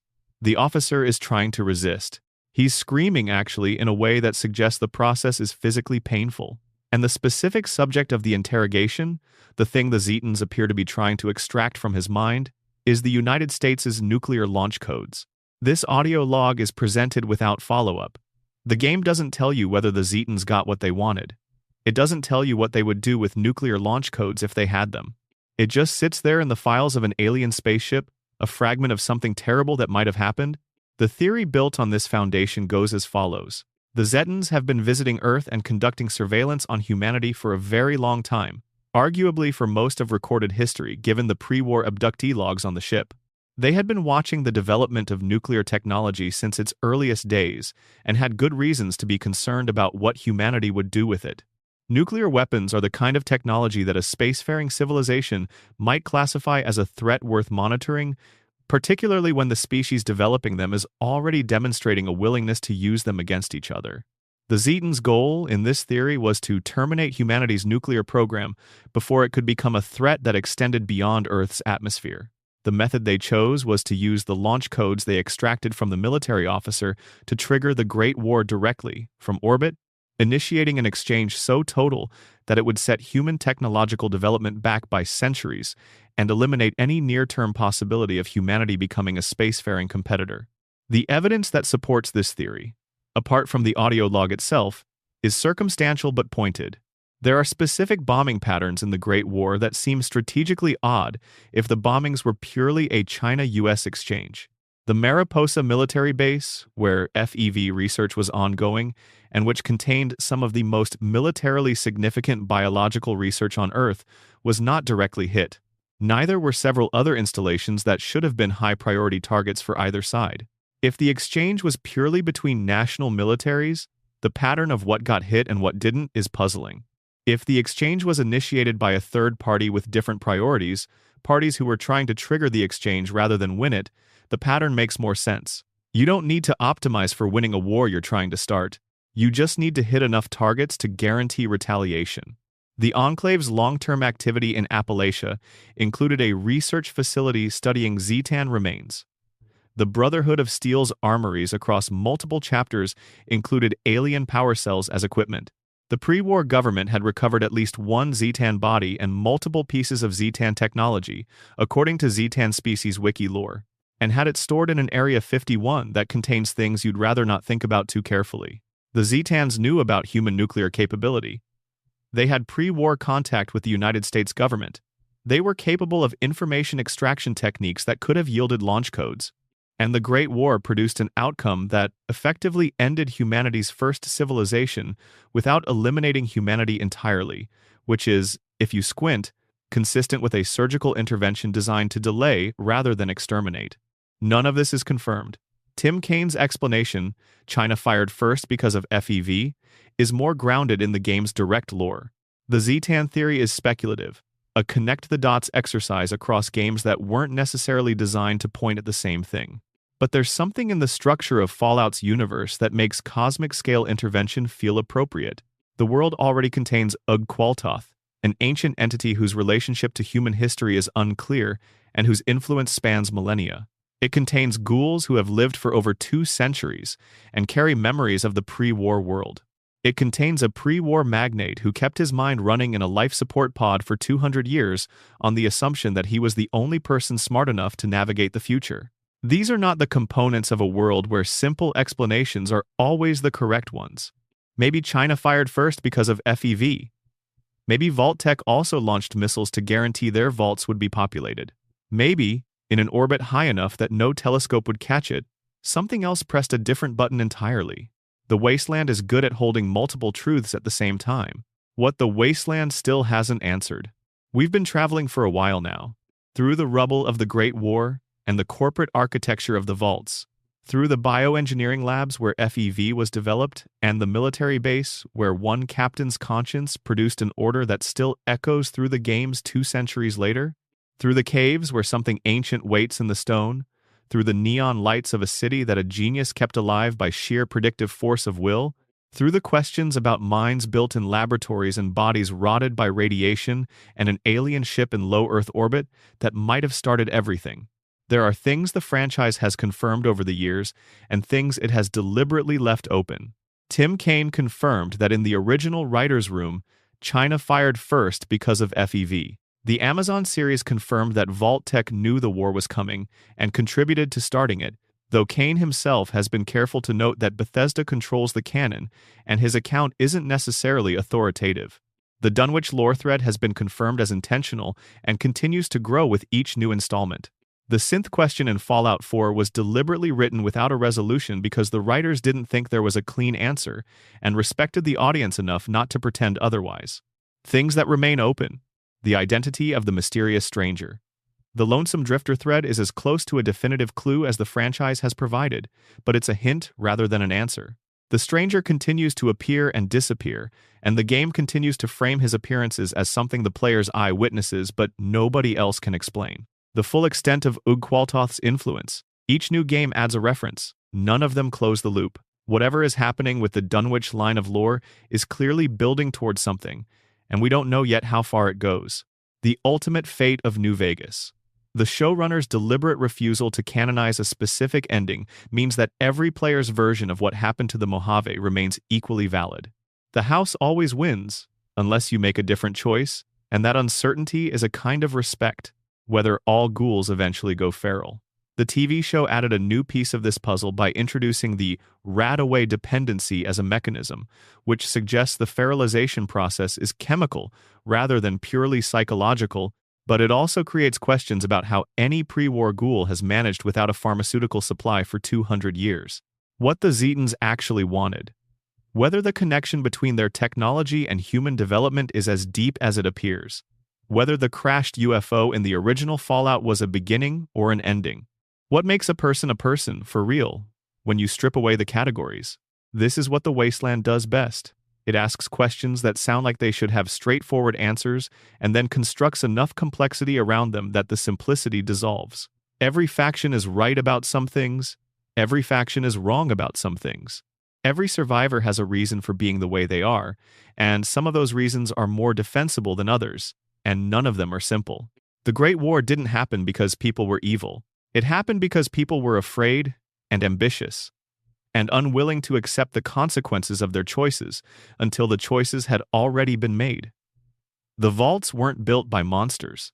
They were built by people who had convinced themselves that gathering data was more important than the lives being spent to gather it, and that conviction was so complete that it didn't feel like a moral failure from the inside. The Brotherhood of Steel wasn't founded by zealots. It was founded by a man who found an ethical line and refused to cross it, and whose institution then spent 200 years finding and losing that line over and over in different circumstances. The synths in Fallout 4 aren't obviously one thing or another. They're asking the same questions any conscious being would ask if given the opportunity, and the answers they find or don't find say as much about the people around them as about their own nature. This is why people come back to Fallout. Not primarily for the combat, though the combat has its pleasures. Not primarily for the power fantasy, though there's plenty of that available. But for the feeling of walking through a world that is genuinely, seriously trying to think about hard things. A world that takes the question of what civilization is for seriously enough to show you what happens when it fails, and then asks you what you'd do differently. The Wasteland is a thought experiment with very good music, and the occasional terrifying explosion. And these mysteries, the unanswered ones, the threads that keep getting longer without getting thicker, are the parts that live in the back of your mind when you've closed the game and gone to bed. Let them live there tonight. Let the image of Roger Maxson in the dark of a military base, reading a document that changes everything, sit quietly behind your eyes. Let the obelisk under the Dunwich building do its slow work of existing without explanation. Let the guitar strings of the mysterious stranger play in the middle distance as he steps back into the shadow between seconds. The Wasteland is patient. It'll still be there when you wake up. If you made it this far, genuinely thank you. These long-form explorations take real time to put together, and knowing that someone out there is letting them carry them through a dark night makes it worth every bit of effort. If you enjoyed this, leaving a like helps more than you probably realize. It's the single most direct way you can tell the algorithm that this kind of content is worth showing to other people. And subscribe if you haven't already. There's so much more of this coming. More lore deep dives, more mysteries, more quiet hours in fictional worlds with interesting questions. Sleep well. The Wasteland will wait. The Enclave. America's shadow, the Wasteland's true villain.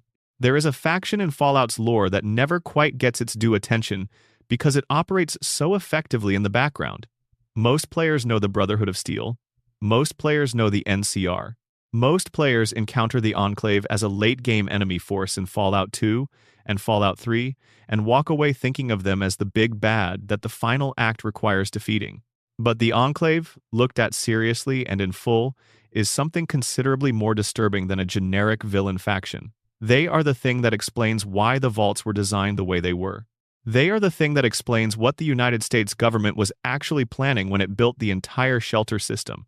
They are, in the deepest reading of the lore, the reason the Wasteland is the Wasteland. The Enclave traces its origins to the continuity of government programs that the United States developed in the latter half of the 20th century. The classified contingency planning that any nuclear-armed superpower maintains in the event of catastrophic attack. When the bombs fall, the idea goes, the legitimate government must survive in some form to reconstitute authority and restore civilization. The Enclave was the implementation of that idea. Senior government officials, military leadership, key scientific personnel, the people who considered themselves the essential administrative class of the United States, had access to hardened installations scattered across the country. Oil rigs off the California coast, underground bunkers in the Appalachian Mountains, secure facilities accessible only to those with the highest clearance levels. When the bombs fell on the 23rd of October, 2077, these people survived. They retreated to their installations, sealed the doors, and waited. And while they waited, they made decisions about what they were going to do with their survival. What makes the Enclave so interesting as a villain faction is that they are not wrong about their own identity in any factually verifiable way. They are, in a genuine institutional sense, the continuation of the pre-war United States government. They have the records. They have the succession chains. They have the legal and administrative frameworks, preserved on servers and in physical documents, that define what the United States was and how it operated. If you accept that institutions have a continuity that persists even when their physical presence is temporarily disrupted, which is the premise that continuity of government planning is built on, then the Enclave has a legitimate claim to being what they say they are. What they are wrong about is the conclusion they draw from that identity. They look at the Wasteland, at the 200 years of survivors who have rebuilt communities and formed governments and developed cultures and raised children and buried their dead in the irradiated soil, and they see contaminated genetic material rather than people. They see the biological legacy of nuclear exposure as disqualifying. The supermutants, the ghouls, even the ordinary humans who have spent 200 years absorbing background radiation, all of these populations are, in the Enclave's view, no longer fully American. No longer the legitimate inheritors of what the United States was building. The solution the Enclave develops in Fallout 2 is a modified version of FEV, engineered to kill every living being on the surface that has any detectable mutation, which after 200 years of nuclear fallout includes virtually the entire surface population except the Enclave itself, which has been living in controlled, screened environment since the bombs fell and which has maintained the genetic profile of pre-war Americans through careful management. They are going to deploy this modified virus through the water supply, clean the planet, and then, after the contaminated population has been removed, walk back out onto the surface and restart civilization with a genetically pure founding population. This plan fails, through the intervention of the Chosen One, but it is worth sitting with the full shape of the plan because it reveals something important about how the Enclave thinks. They have decided that the people who survived the Great War, who adapted, who built communities in the wreckage, who kept their children alive through conditions that should have been unsurvivable, are the problem rather than the foundation. The resilience that kept human beings alive through the Wasteland's worst conditions is, in the Enclave's framework, evidence of contamination. The fact that the surface population has changed, has adapted biologically to the post-war environment, is not a testament to human endurance. It is a disqualification. The Wasteland's response to this, articulated through every faction that fights against the Enclave across the games, is that civilization is not something you preserve in a bunker. Civilization is something you build from whatever survives. That the people of the NCR, the wanderers of the capital wasteland, the settlers of every established community across the post-war United States, are more legitimately American than the Enclave precisely because they are still here, still working, still building, rather than sealed away waiting for everyone else to die so they can reclaim what they consider theirs. The Enclave appears in Fallout 2 and Fallout 3 as primary antagonists and is referenced throughout the broader lore. In Fallout 76, which takes place in 2102, 25 years after the Great War, the Enclave is already establishing itself in Appalachia, already making the decisions about who counts as legitimate and who doesn't, already beginning the planning that will eventually lead to the modified FEV project decades later. The trajectory is visible from the very beginning. What haunts the Enclave storyline, across all its appearances, is the gap between what they believe about themselves and what they actually are. They believe they are the legitimate government of the United States, acting to restore civilization and protect the American ideal. What they actually are is a survivor group that has decided its own survival, validates its authority over everyone else's life and death. The combination of genuine institutional legitimacy, real legal continuity with the pre-war government, and moral bankruptcy so complete that it doesn't recognize itself as moral bankruptcy is what makes the Enclave the most genuinely frightening faction in the franchise. The Brotherhood of Steel is frightening in its rigidity. The Institute is frightening in its cold utility. Caesar's Legion is frightening in its deliberate cruelty. But the Enclave is frightening in its sincerity. They genuinely believe they are the good guys. They have paperwork to prove it. Fallout's pre-war America, the world that made the wasteland. To understand the wasteland, you have to understand what it was before it was a wasteland. And Fallout spends a significant portion of its lore constructing that pre-war world in enough detail that you can feel the shape of the civilization that destroyed itself. The Resource Wars began in 2052, when the United Nations attempted to broker a resolution to the growing global oil crisis, and member nations instead began fighting openly over the remaining petroleum reserves. The UN dissolved. Regional conflicts escalated. The Middle East became a flashpoint of sustained conventional military conflict. China, facing the depletion of its own resources while watching the United States secure oil access through military presence, began the Sino-American War in 2066 by invading Alaska to seize the Alaskan pipeline. The United States responded with force. Operation Anchorage, the military campaign to retake Alaska, became one of the most brutal and resource-intensive conflicts in American military history. It succeeded eventually, but at costs that the American military and economy were still paying when the Great War ended everything. The T-45 power armor was deployed at Anchorage. The robotics and weapons technology that makes the Wasteland's pre-war relics so impressive was developed, accelerated, deployed in the grinding campaign to hold Alaska against Chinese forces. Meanwhile, the domestic United States was becoming something that its founding documents would have found difficult to recognize. The government had nationalized major industries. Resources were rationed. Canada, which bordered the United States and shared much of its infrastructure, was effectively annexed over Canadian objections that the American government managed through a combination of economic pressure, diplomatic coercion, and eventually direct military occupation. The United States called it cooperation. Canada called it what it was. The pre-war government's relationship to civil liberties was deteriorating in ways that the propaganda apparatus worked hard to conceal. The communism fears of the 1950s that the Fallout world had never moved past produced an internal surveillance and suppression infrastructure that made the post-war wasteland's various authoritarian factions look almost modest by comparison. There were loyalty programs. There were political prisons. There were neighborhoods in major cities where people of Chinese descent were confined under martial law while the Sino-American War continued, a situation the in-game lore draws an explicit parallel to the real-world Japanese-American internment of the 1940s. The economy was in visible difficulty despite the propaganda.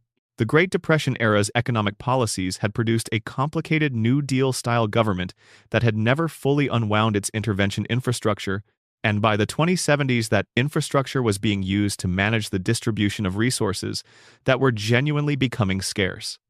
Food, fuel, water in the Southwest, The vending machine aesthetic and the cheerful advertisements and the smiling consumer culture of the pre-war world were the face that the government and corporations wanted to project over conditions that were becoming increasingly difficult to manage. Into this environment, Vault-Tec's pitch was extraordinarily well-timed. When people are anxious about the future, when resources are becoming scarce and military conflicts are escalating, and the government is struggling to maintain the optimistic narrative it has always maintained, the offer of a guaranteed safe place in the event of the worst becomes very easy to accept. The vault sold. The lottery slots were coveted. Families planned their lives around the possibility of getting one. What the pre-war world's ordinary citizens did not know was that the government was planning for a specific kind of future that did not include most of them. The Enclave's preparations, the Vault-Tec experiments, the various classified programs running underneath the cheerful surface of late pre-war American life reflected a calculation that had been made somewhere at the top of the system. Some people were going to be preserved, the rest were going to be data. The pre-war corporations are worth considering in this context because they are, collectively, as responsible for the wasteland as any government actor. Vault-Tec built the experiment chambers. West-Tec developed FEV. General Atomics International built the MR. Handy robots that are still wandering the ruins, still trying to complete tasks for masters who have been dead for 2 centuries, which is either charming or deeply sad depending on your mood. Nuka-Cola Corporation produced the sugar-laden beverage that became the most ubiquitous product in the wasteland, whose quantum variant contained trace amounts of radiation from its strontium-90 coloring agent, a choice that speaks to a regulatory environment that had abandoned any serious commitment to consumer safety. Poseidon Energy managed petroleum resources across the western United States with an efficiency that concealed catastrophic environmental practices. These corporations operated within a system that had decided growth and production metrics were more important than the health of the environment or the people who lived in it. A decision that is entirely recognizable from the real world and is precisely the reason Fallout's pre-war America reads as plausible satire rather than pure fantasy. The bombs ended things before the accumulated consequences of those decisions played out naturally, which means the wasteland is 2 different kinds of ruin at once. The ruin of nuclear war, immediate and catastrophic, and the ruin of a civilization that had been quietly destroying its own foundations for decades before anyone pressed a launch button. The pre-war world in Fallout is a tragedy that was already happening before the tragedy began. The bombs just made it visible. Fallout's radio, the voices that float across the wasteland. There is something specific about the experience of first turning on your Pip-Boy's radio in a Fallout game that is worth spending time with, because the radio is one of the most thoughtful pieces of atmospheric design in the franchise, and it connects to the lore in ways that most players absorb without fully analyzing. Galaxy News Radio in Fallout 3, hosted by 3Dog, broadcasts from the ruins of Washington, D.C. with a signal that reaches across the capital wasteland. 3Dog plays pre-war music selected from a library that feels frozen in the aesthetics of the 1950s and early 1960s. Big band numbers, crooners, cheerful arrangements with brass sections and string accompaniments. And between the songs, 3Dog's commentary, which is by turns funny and earnest, and sometimes genuinely moving, as he describes the state of the wasteland to an audience that includes both settled communities and wandering survivors who have the Pip-Boy frequency tuned in. The music selection is not arbitrary. The pre-war music that plays on Fallout's radio stations is the music of the specific aesthetic that Fallout's America preserved. The America of Fallout did not produce a counterculture in the 1960s in the same way the real world did. The cultural revolution that produced rock and roll and then psychedelia and then punk and then hip-hop, the sequence of popular music traditions that the real world experienced across the second half of the 20th century, does not exist in Fallout's timeline. What exists instead is the continuation and elaboration of the musical sensibility that was dominant at the moment the culture froze. Big orchestral arrangements, romantic crooners, songs about romance and optimism and the pleasures of ordinary life, delivered with production values that belong to an era that never moved on. Playing those songs in the wasteland, 200 years after the world they were made for has been incinerated, produces a strange emotional effect that the games use deliberately. The music is beautiful. The world it plays in is ruins. The contrast creates a specific kind of melancholy that is hard to name but impossible to miss. You are wandering through the wreckage of a civilization, and the civilization's own music is the soundtrack, still cheerful, still optimistic, completely unaware that it is playing for an audience of survivors moving through rubble. Radio New Vegas, hosted by the AI Mr. New Vegas, operates differently. Mr. New Vegas is not a surviving human doing his best to maintain community morale. He is a pre-war artificial intelligence designed to provide entertainment programming, running in the Lucky 38's broadcasting infrastructure, doing his job with the professional grace of someone who has been practicing his craft for 200 years and has gotten very good at it. His commentary is gentle, warm, slightly removed from the realities of the Mojave in a way that is both charming and slightly eerie when you think about it. He knows things are complicated out there. He acknowledges news. But his primary purpose is to be pleasant, and he is remarkably good at being pleasant for a machine that has been broadcasting into a post-apocalyptic desert for 2 centuries. The question of Mr. New Vegas's interiority, whether there is something it is like to be him, whether he has developed genuine preferences or genuine feelings about the work he does, or the world he operates in after 200 years of operation, is one that the game leaves open. The showrunners of New Vegas confirmed before release that he was an invention of Mr. House, designed before the war to provide entertainment. But the version of Mr. New Vegas that broadcasts in 2281 has been operating autonomously for 200 years. He has, presumably, processed an extraordinary amount of information and interaction and music and news during that time. Whether that accumulation produces something like a perspective, something like a self, is a question that the game quietly asks by giving him the warmth and specific personality that it does, and then declining to answer.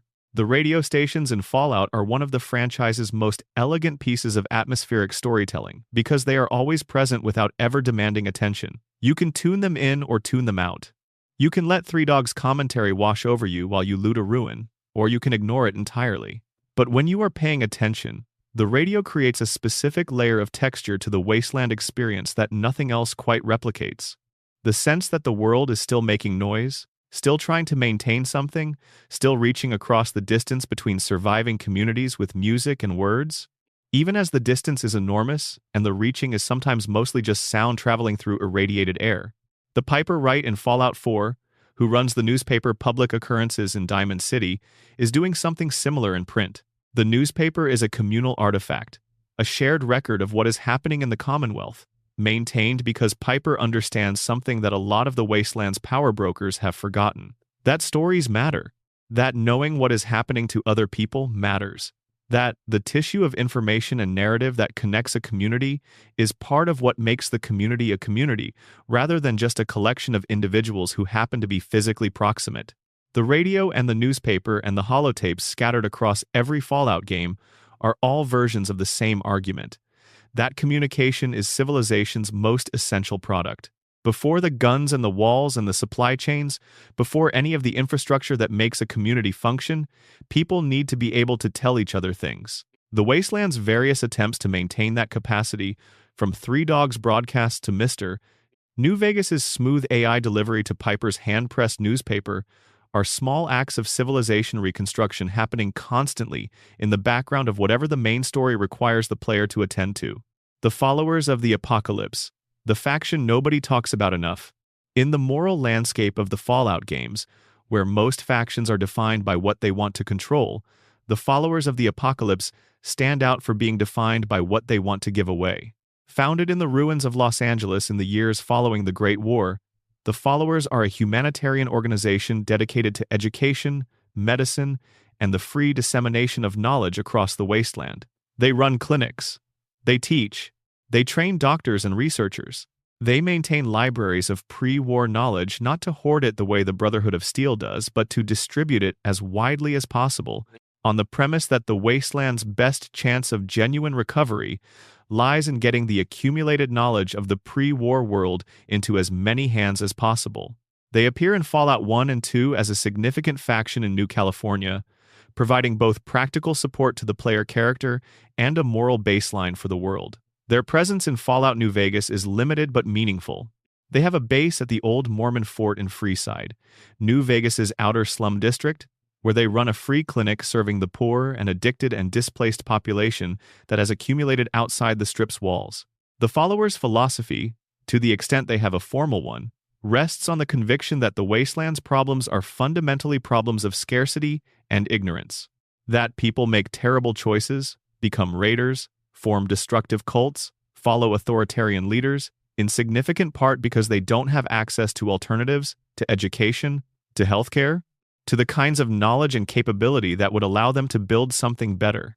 Give people real information and real tools, and they will make better decisions. The wasteland is not full of irredeemably bad people. It is full of people making terrible decisions under terrible conditions with terrible information.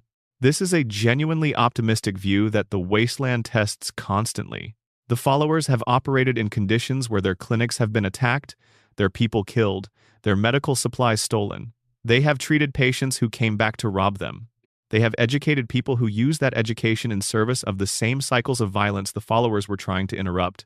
And they have kept going, because the alternative to trying is accepting that the wasteland cannot produce anything different, and that is a conclusion the followers are not willing to reach. Their conflict with the NCR, which increases as the NCR expands and begins to see the followers' independent humanitarian operations as complicating factors in its own political project, is one of the more quietly interesting political dynamics in New Vegas's background lore.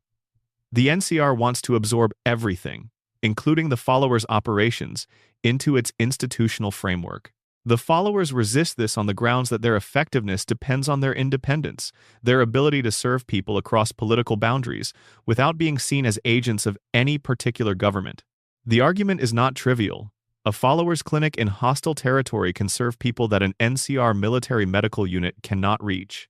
A followers' educator in a Legion-controlled settlement can operate in ways that no NCR-affiliated organization could.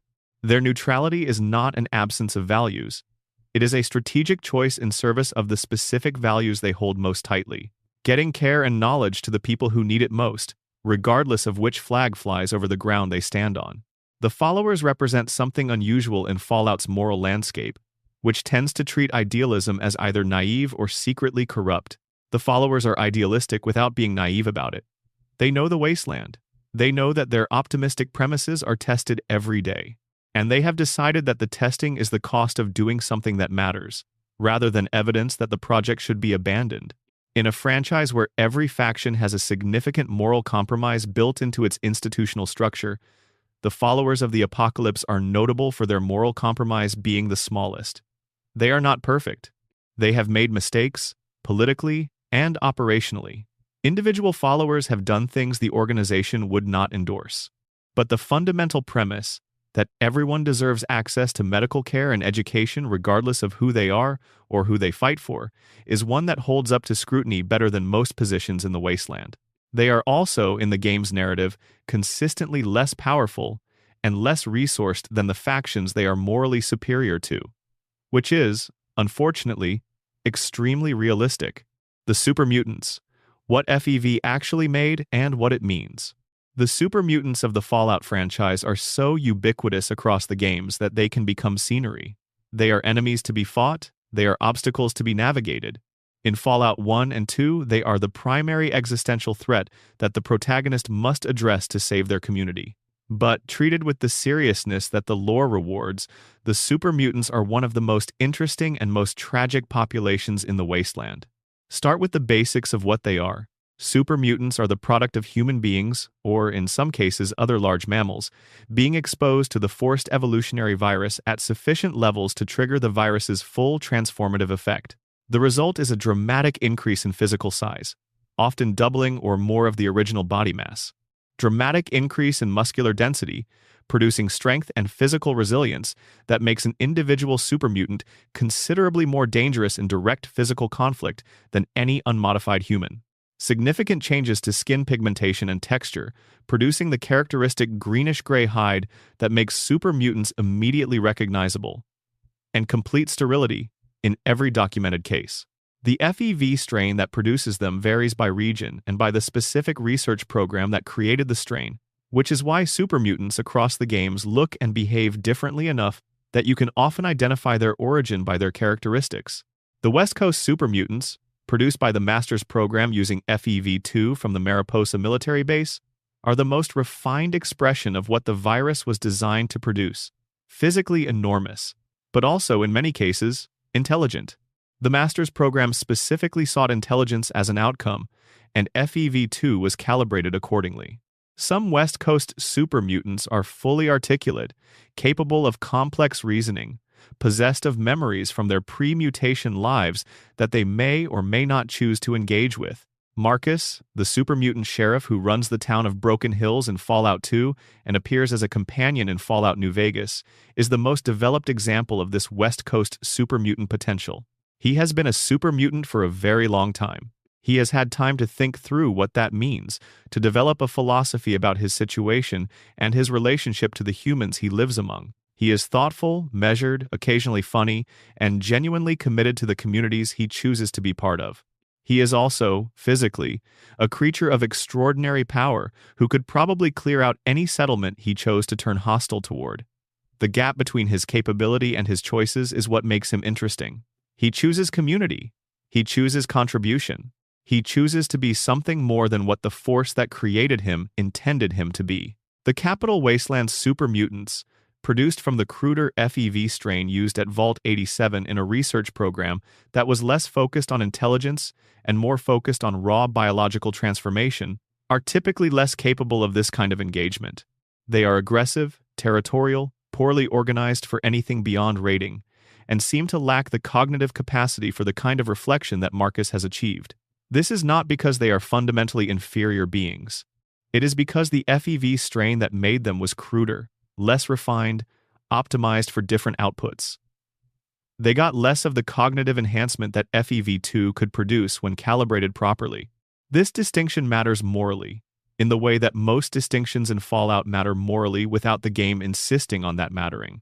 The Capital Wasteland super mutants are dangerous and in most cases hostile.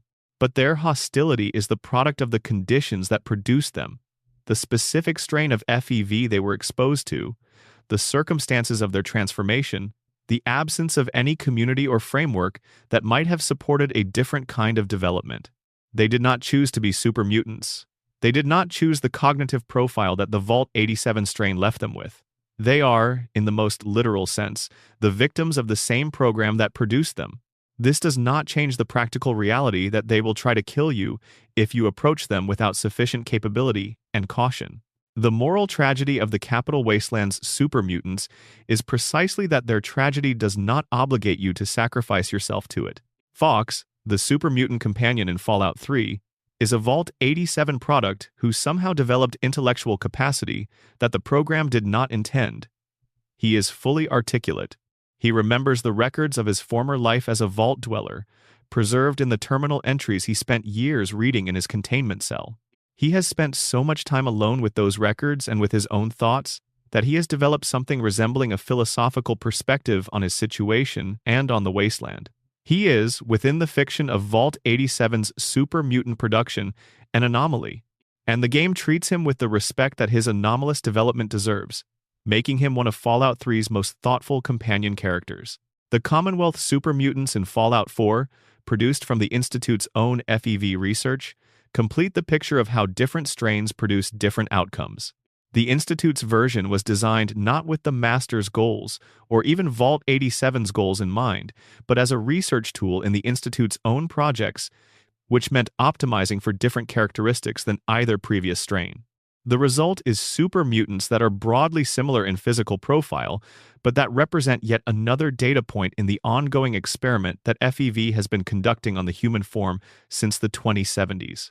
What the super mutants collectively represent in Fallout's moral landscape is the cost of treating people as experimental subjects without their consent. Every super mutant was once something else. Every one of them had a life, however constrained, before the transformation. The FEV programs that produced them, whether the Master's program or the Vault-87 experiments or the Institute's research, treated those prior lives as raw material for outcomes that served someone else's agenda. The super mutants exist in the wasteland as the embodiment of that choice, living their transformed lives in a world that generally treats them as threats rather than as people who were wronged by the same systems that wronged everyone else. The good ones, the Focuses and the Marcuses and the Goriuses of the franchise, do not let the conditions of their creation define the entirety of what they become. That is not a small thing in a world that has plenty of reasons to believe transformation is destiny. The Institute and the question they were never willing to ask. The Institute in Fallout 4 is one of the most fascinating institutional villains in the franchise's history, and it is interesting for a specific reason that goes beyond the standard critique of its treatment of synths. The Institute is not evil in the cartoonish sense. It is not cruel for cruelty's sake. The scientists who built it and maintain it are, in their own understanding of themselves, the hope of humanity. They are preserving and advancing human knowledge, in a world where knowledge could very easily be permanently lost. They are doing genuine research. They are making genuine discoveries. Their work on Generation 3 synths represents a leap in biological engineering that has no parallel anywhere in the post-war world. Their teleportation technology is the most impressive physics application the games have ever shown. By the metrics that institutions use to evaluate themselves, the Institute is succeeding. The question they have never been willing to ask is whether the things they are succeeding at are the right things. The Institute lives underground, sealed from the surface world of the Commonwealth. Their decision to withdraw from the surface was made generations ago, in the early post-war period when the surface was at its most dangerous and most chaotic. Understandable in context. But what should have been a temporary measure, an emergency response to genuinely hostile conditions, became a permanent identity. The Institute is underground. The surface is not the Institute's concern. The people who live on the surface are not the Institute's responsibility. What this decision produced, over generations, is a scientific community that has lost any meaningful connection to the human consequences of its work. Their FEV research produces super mutants on the Commonwealth surface. That is a problem for surface people. Their synth program creates beings indistinguishable from humans who infiltrate surface communities, replace residents, and are then recalled or abandoned. That is a problem for surface people. Their coursers, the elite synth agents who retrieve escaped synths from surface communities, occasionally destroy those communities in the process. That is a problem for surface people. The surface people are not the Institute's concern. The Institute's concern is the project. The betterment of mankind, as every Institute scientist will tell you if you ask about their goals. But mankind, in this formulation, is an abstract concept whose betterment requires no specific engagement with actual human beings living actual human lives. It is a goal held completely separately from any obligation to the human beings whose lives would have to change for the goal to be achieved. Father, who leads the Institute during the events of Fallout 4, and who is revealed to be the sole survivor's son Sean, grown old and dying inside the underground facility, represents the endpoint of this institutional logic applied to a human being who started from somewhere more connected. Sean was removed from a cryopod in Vault 111 as an infant and raised inside the Institute. He grew up never having lived on the surface. He grew up with the Institute's values as his only values, the Institute's priorities as the only legitimate priorities, the Institute's framework for understanding human worth as the only framework available to him. He became what the Institute raised him to be. The tragedy of Father is not that he is a bad person. He is not. He is a person whose formation was so thoroughly shaped by a closed institutional environment that he cannot see outside it, cannot imagine the surface communities as making legitimate claims on his or the Institute's attention, cannot recognize the suffering that the Institute's activities cause as a problem that the Institute is responsible for addressing. He is completely sincere in his belief that what he is doing is good. The sincerity makes him more tragic, not less. The Institute is what happens when a scientific community loses accountability to anything outside itself. When the only feedback loop that matters is internal, when the only evaluation criteria are internal, when the only community whose opinion counts is the community inside the walls. The work becomes decoupled from the consequences. The project becomes more important than the people. The abstraction of mankind's betterment becomes more real than the actual human beings dying in the quarries and settlements that the Institute's activities have damaged. It is, in miniature, the same logic that the Enclave uses at scale, the same logic that Vault-Tec used to justify the Vault experiments, the same logic that West-Tec used to justify FEV human testing. The conviction that the importance of the project outweighs the cost of the people who pay for it, and the institutional architecture to prevent anyone from asking whether that conviction is correct. The most damning thing about the Institute is not the synths. It is that after 200 years of extraordinary scientific achievement, they have not improved the surface of the Commonwealth in any meaningful way. The Commonwealth in 2287 is brutal, dangerous, and poorly served by whatever technology the Institute has managed to filter out into the wasteland. The Institute hoards its discoveries as thoroughly as the Brotherhood hoards its technology, because in both cases the controlling institution has decided that distribution would compromise its own position. The Commonwealth suffers. The Institute continues. The sole survivor's choice about what to do with the Institute is, of all the choices in Fallout 4, the one that most clearly reveals what the player values. Do you believe the Institute's project is worth preserving? That the research matters enough to outweigh the conditions under which it has been conducted? Do you believe that destroying the Institute would set back whatever genuine progress it has made enough to matter? Do you believe the people of the Commonwealth are owed a reckoning for what has been done to them in the name of mankind's betterment? The game lets you hold any of these positions. It does not tell you which one is right. It makes you live with the consequences of whichever one you choose. Deathclaws. The monster at the end of the road. Every Fallout player has a story about Deathclaws. Usually it involves dying.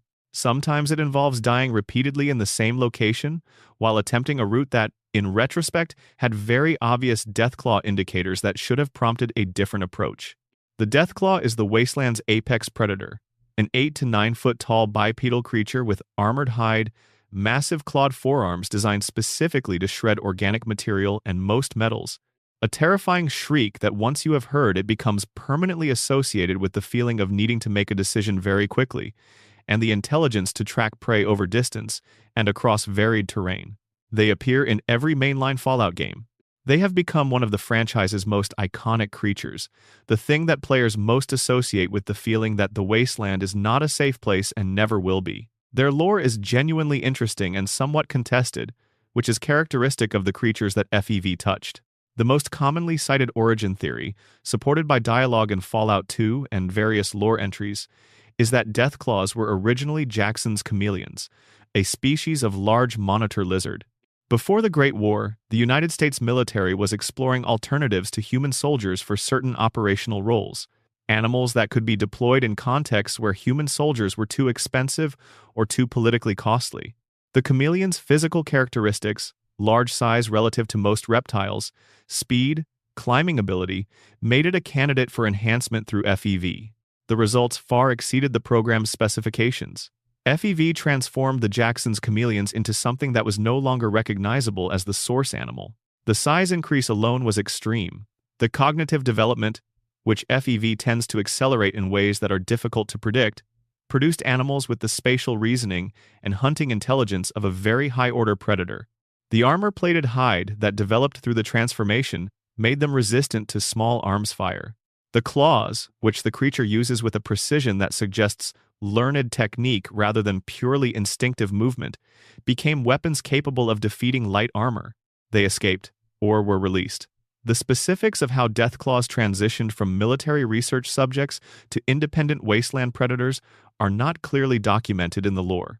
But by the time of the first Fallout game, they are an established part of the California wasteland ecosystem, occupying the apex predator role with a thoroughness that suggests they have been established in that role long enough for the ecosystem to have organized itself around their presence.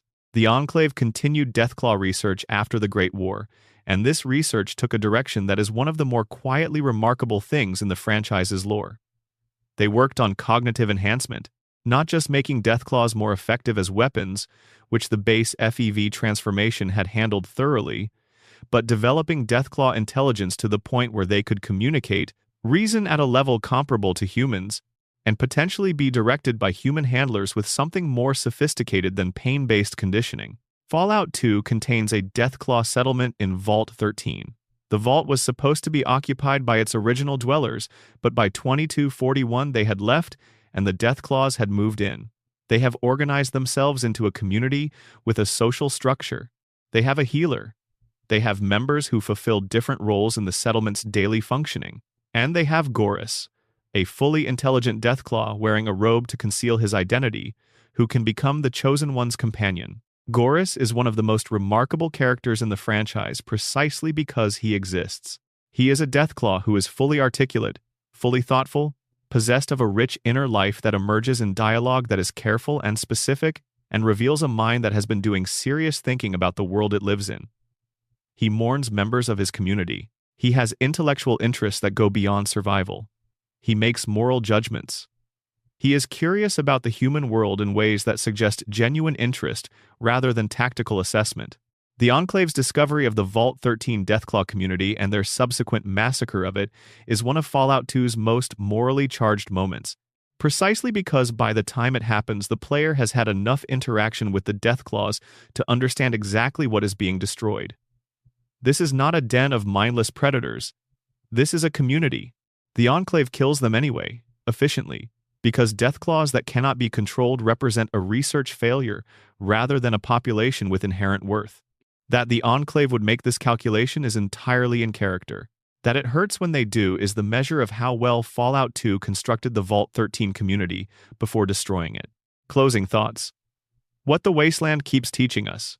We have covered a lot of ground tonight, from the Great War's causes to the Vault's hidden purposes. From FEV's origins as a plague cure to its role as the biological thread connecting almost every major horror the Wasteland contains. From Roger Maxon's mutiny to the institution his mutiny produced, and the various ways that institution has spent 2 centuries finding and losing its founding purpose. From the ghouls who survived the bombs and kept being themselves for 200 years, to the synths who were built rather than born and who ask whether the difference matters. From the mysterious stranger's persistent, unexplained appearances to the cosmic horror buried under the Dunwich building that has been growing in the lore across 15 years without ever resolving. From Mr. House's extraordinary pre-war preparation and his vision of humanity's future to the question of whether that vision justifies the methods he uses to pursue it. From the Courier's deliberately undisclosed history to the weight of consequence they carry across the Mojave. And we have talked about the Zetans, and what it would mean if the Great War was not entirely a human decision. What connects all of these threads, what makes them cohere as a body of lore rather than a collection of isolated stories, is a consistent moral and philosophical orientation that runs through the Fallout franchise across its 27 years of development and across multiple different development teams. Fallout believes that systems matter more than individuals, that the worst things humans do to each other are almost always the products of institutional logic rather than individual malice, and that understanding what happened requires understanding the pressures and incentives and information environments that shaped the decisions, rather than simply identifying a villain to hold responsible. The Great War was not the work of a single evil actor. It was the product of decades of accumulating decisions, each made by people who had reasons for making them, most of which were internally comprehensible even when they were externally catastrophic. The Vault experiments were not conducted by monsters. They were conducted by scientists and administrators who had convinced themselves that the data was worth the cost, and who had been inside an institutional framework long enough that the question of whether that conviction was correct had stopped being askable. The Brotherhood's drift from Maxon's founding vision into something that would have troubled him is not the work of villains corrupting an institution. It is the work of generations of ordinary institutional drift, the same process that turns any founding vision into doctrine and then into dogma, when accountability structures are weak and the founding context is too distant for its lessons to feel urgent. The synth's uncertain status is not a mistake in Bethesda's writing. It is the point. The question of what we owe to minds that were built rather than grown is a question that the real world is going to have to answer, in some form, within the lifetimes of many people currently alive. Fallout asks it in a context that makes the stakes visceral and the answers unavoidable. The cosmic horror of Ugg-Qualtoth is not a random Lovecraft reference.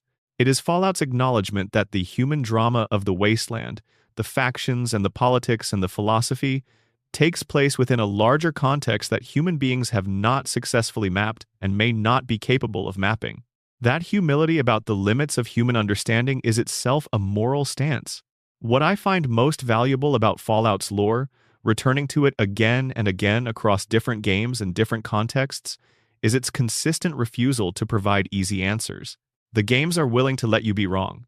They are willing to let you make choices that feel right and then show you the downstream consequences that your rightness produced. They are willing to present every faction's strongest argument and let you decide which argument you find compelling, knowing that your decision will reflect something real about your values rather than just your strategic preferences.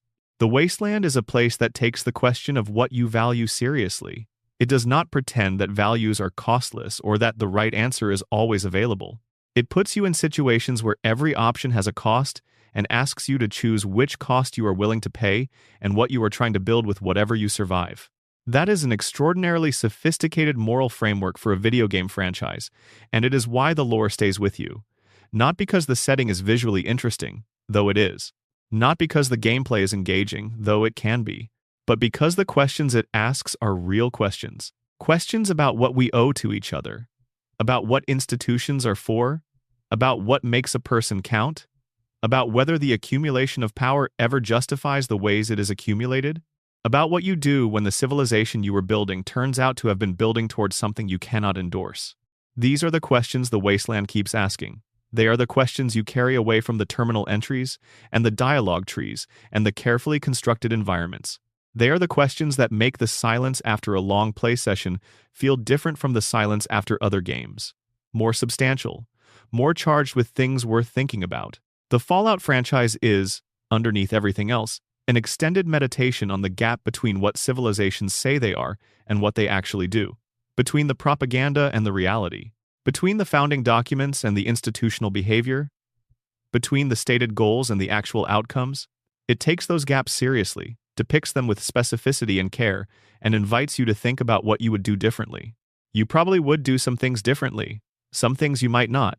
That uncertainty is not a failure of imagination, it is the point. Sleep well. The wasteland will be here when you wake up, still asking its questions, still patient with however long it takes you to find your way to the answers. And if you found something worth staying awake for in tonight's journey through the lore, a like and a subscription are the best way you have of making sure more people get the chance to wander these same roads. Thank you for spending these hours here. Until next time, the Lonesome Road, the Divide, Ulysses, and what it means to carry consequences. The Lonesome Road is the last and most personal of Fallout New Vegas's 4 major downloadable content expansions, and it is also the one that most clearly articulates the game's deepest thematic concerns. Where Dead Money is about letting go of the past, where Honest Hearts is about cycles of violence and the question of whether intervention ever makes things better, where Old World Blues is about the ways that brilliant people can trap themselves inside their own cleverness, Lonesome Road is about responsibility and about the specific weight of consequences you did not intend but cannot disown. The Divide is the setting. Before the war, it was a supply corridor, a route through challenging terrain that the pre-war United States military used for logistics. After the war, it became something harder to categorize. Settlers moved in, communities formed. The land was difficult, and the radiation was significant, but people had been building in difficult and irradiated places since the bombs fell, and the Divide was no worse than many other locations that had managed to develop into functioning communities. And then something happened. The courier, in a prior job before the events of New Vegas, delivered a package to the Divide. The package contained an automated signal device of Enclave origin, recovered from the Navarro installation that was a major Enclave base before its fall. The signal, when it activated, triggered a series of dormant warheads buried in the Divide's ground from pre-war military operations. The explosions were catastrophic. The Divide was destroyed. The communities built there died. The landscape was altered into the scarred, windswept ruin that it is during the events of the DLC, a place where nuclear explosions have left the ground unstable and the sky perpetually angry with electrical storms. Ulysses survived, barely. He had been living in the Divide, one of the first places he had found after years of wandering as a frumentarius for Caesar's Legion and as an independent scout and observer that felt like somewhere he could stay. He had begun to build something small and fragile and meaningful to him in the specific way that small and fragile things are meaningful when you have been wandering for a long time without a fixed point. The courier's delivery destroyed it, without warning. Without any apparent understanding on the courier's part of what they were carrying or what it would do. Ulysses's accusation, laid out in the pre-DLC holotapes and then in the confrontation that forms the Lonesome Road's climax, is precise and considered. He does not accuse the courier of malice. He accuses them of a specific kind of carelessness that he considers, under the circumstances, nearly as culpable as malice. The carelessness of someone who carries things without asking what they are, who moves through the world as a vector of other people's intentions without taking responsibility for what those intentions produce, who calls professional neutrality professionalism and uses it as a way of being present at catastrophe without being accountable for it. The game does not tell you Ulysses is wrong. It is careful about that. It presents his accusation fully and gives you the opportunity to engage with it or deflect it, to accept some version of his critique or to contest it, and it lets the conversation unfold without editorial direction toward a correct answer.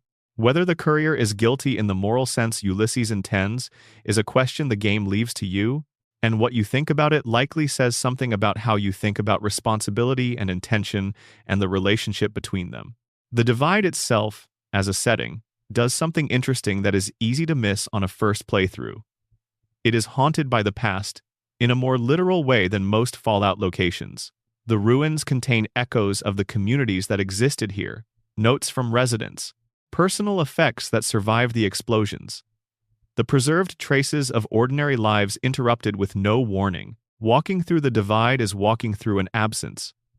Everything that was here has a specific shape that you can infer from what remains, and what remains makes the loss of it very concrete. The Marked Men, the faction of feral former soldiers who occupy the Divide, are human beings who survived the explosions through a combination of luck and physical resilience, but who lost everything that made their survival coherent. They are in permanent agony from the wounds the explosions left them with, wounds that the harsh environment of the Divide will not let heal. They are beyond rage. They are beyond strategy. They are simply in pain, and they express that pain outward at everything they encounter. They are, in one reading, what happens to people when everything they were built around is destroyed, and the pain of the destruction does not kill them. When you survive the unsurvivable, but the surviving costs you everything that made survival worth wanting, the Marked Men are not villains in any meaningful sense. They are consequences, walking around in the shape of people. Ulysses himself is one of the most carefully constructed characters in Fallout New Vegas. He has a background that is revealed gradually across the pre-DLC holotapes and the DLC's dialogue, and it is a background that gives him a perspective that is simultaneously understandable and extreme. He was born a tribal. He was made a frumentarius, a spy and scout for Caesar's Legion, and he served that role with competence and with genuine intellectual engagement. He is one of the smartest people in the Mojave, and he has spent that intelligence thinking carefully about the Fallout universe's recurring question of what civilizations are for and what makes one worth rebuilding. His conclusion, by the time the courier reaches the Divide, is that the old world needs to be decisively ended before any new world can begin. That the ideological remnants of the pre-war world, the symbols and the flags and the competing claims to being the legitimate continuation of what came before, are preventing the people of the wasteland from actually building something new. He wants to launch the nuclear missiles stored in the Divide at both the NCR and Caesar's Legion, eliminating both claimants to being the legitimate inheritors of the past, and clearing the field for something that is genuinely new rather than retrofitted from the ruins of what failed. This is wrong, in the sense that the plan would kill enormous numbers of people. It is also, in its own logic, coherent. Ulysses has looked at the competing factions of the Mojave and concluded that none of them can produce the clean break that genuine renewal would require. They are all too invested in their own versions of the past. The NCR is old California. Caesar's Legion is old Rome. Even the independent Vegas option is still operating within the framework of the pre-war city as a template. Nothing currently available offers a genuinely new beginning. His solution, which is extreme and catastrophic, at least takes the problem seriously. He has identified something real. Whether his response to it is proportionate is a different question. The climax of the Lonesome Road gives you options. You can fight Ulysses, defeat him, stop the missiles. You can talk him down, using a high enough speech skill and the right dialogue choices to bring him to a position where he can see the flaw in his logic. You can even, in certain paths, convince him to join you, to take the coherence of his thinking and apply it towards something more survivable. What you cannot do, in any path through the Lonesome Road, is make the Divide undestroyed. The communities are still gone. The Marked Men are still in pain. The package was still delivered, and the warheads were still triggered, and none of that unhappens, regardless of what you choose in the DLC's final confrontation. The Lonesome Road is honest about that. It is honest about the permanence of consequences and about the limits of what good intentions or correct decisions in the present can do about them. You can stop Ulysses. You cannot stop what you already did. The best you can do is deal carefully with the present, and try not to carry things you haven't asked about. That is not a comfortable lesson. It is an accurate one. The dead money question. What you're willing to leave behind. Dead Money is the first of New Vegas's major DLC expansions, and the one with the most sustained single-theme focus. It takes place in the Sierra Madre, a grand pre-war resort hotel that was never opened because the Great War intervened before the opening night. It has been sealed, maintained by automated systems, and guarded by the Ghost People, hazmat suit-wearing creatures that are one of the DLC's most original monster designs ever since. The Sierra Madre is also protected by a cloud, a chemical compound that the resort's automated systems pump into the surrounding area to create a permanent toxic barrier. The cloud corrodes most equipment and eventually kills unprotected humans. Getting into the Sierra Madre requires either specialized protection or extraordinary desperation.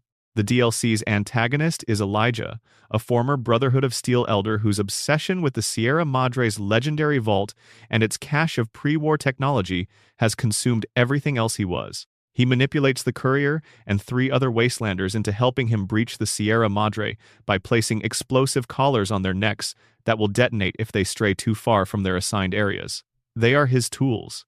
He considers them interchangeable with the tools. The narrative the DLC constructs around its forced cooperation is clever and emotionally effective. The 3 wastelanders the courier works with are Dean Domino, a ghoul entertainer from the pre-war era who is bitter and self-serving, and ultimately more complex than his surface presentation suggests. God, a super mutant with amnesia who speaks in fragments and reveals a history piece by piece that reframes his situation entirely. And Christine, a Brotherhood scribe who has been rendered mute by circumstances in the Sierra Madre and who carries her own complicated history with Elijah. Each of them has something they want. Each of them has something they need to let go of to survive. The DLC is about the gap between those things, and about whether the wanting can be separated from the having in a way that allows the person who wants to keep going. The hologram servants of the Sierra Madre are one of the DLC's most haunting elements. They are pre-war projections, the staff of the resort preserved in light and code, still performing their functions for guests who never arrived. They cannot be permanently killed. Destroy a hologram, and it simply reactivates. They are pleasant and professionally courteous and completely unstoppable, the service economy of the pre-war world persisting after everything that gave that economy meaning has been destroyed. The vault at the Sierra Madre's heart contains a massive stockpile of pre-war goods, gold bars, preserved food, equipment. It is genuinely significant as a material resource. And it is the thing that Elijah wants so badly that he has been planning his access to it for years, that he has been willing to use and discard people as tools to reach it. The vault is the obsession that has hollowed him out. The dead money's central metaphor, stated explicitly in the DLC's opening and returned to at its conclusion, is about the things we carry that are too heavy to survive with. The treasure we grip so tightly that we cannot move. The past we cannot put down. The grudges and ambitions and obsessions that seemed worth everything until you could see clearly that they were costing you everything. When the courier can trap Elijah in the vault he has sacrificed so much to reach, forcing him to either let go of the gold bars that prevent his escape or stay locked inside with everything he wanted and nothing else, it is the DLC completing its metaphor. He cannot have the treasure and his life. He has to choose. His character is revealed in which he chooses. The gold bars the courier can try to take themselves pose the same question.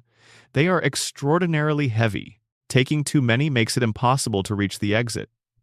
Every extra bar you carry is weight that increases the chance you do not make it out. The game asks you to calculate, in real time, what you are willing to leave behind. The answer you give says something about you. The games always know that the answers say something. What Honest Hearts understands about cycles of violence. Honest Hearts, set in the canyons of Utah in a region called Zion, is the most aesthetically distinctive of New Vegas's expansions. Where Dead Money is claustrophobic and fog-filled, where Lonesome Road is windswept and desolate, Honest Hearts is set in genuine natural beauty. Zion's canyons are red rock and clear water and vegetation that survived the apocalypse because the region's relative isolation protected it from the worst of the fallout. It is by wasteland standards breathtaking. Into this relatively intact natural landscape, two tribal groups have brought their conflict. The Whitelegs are a tribe that serves Caesar's legion, used as shock troops and mercenaries in the legion's expansion, marked by their distinctive appearance and their use of a weapon associated with the New Canaanites, the tribe whose missionaries had been working in Zion. The New Canaanites are a religious community, descended from Mormon settlers who adapted their faith to the wasteland context, whose missionaries were killed by the Whitelegs in an attack that scattered the survivors. The courier arrives in Zion as part of a caravan and ends up drawn into this conflict through circumstances that are partly deliberate and partly the universe's habit of making the courier the relevant actor in every situation of consequence they wander into.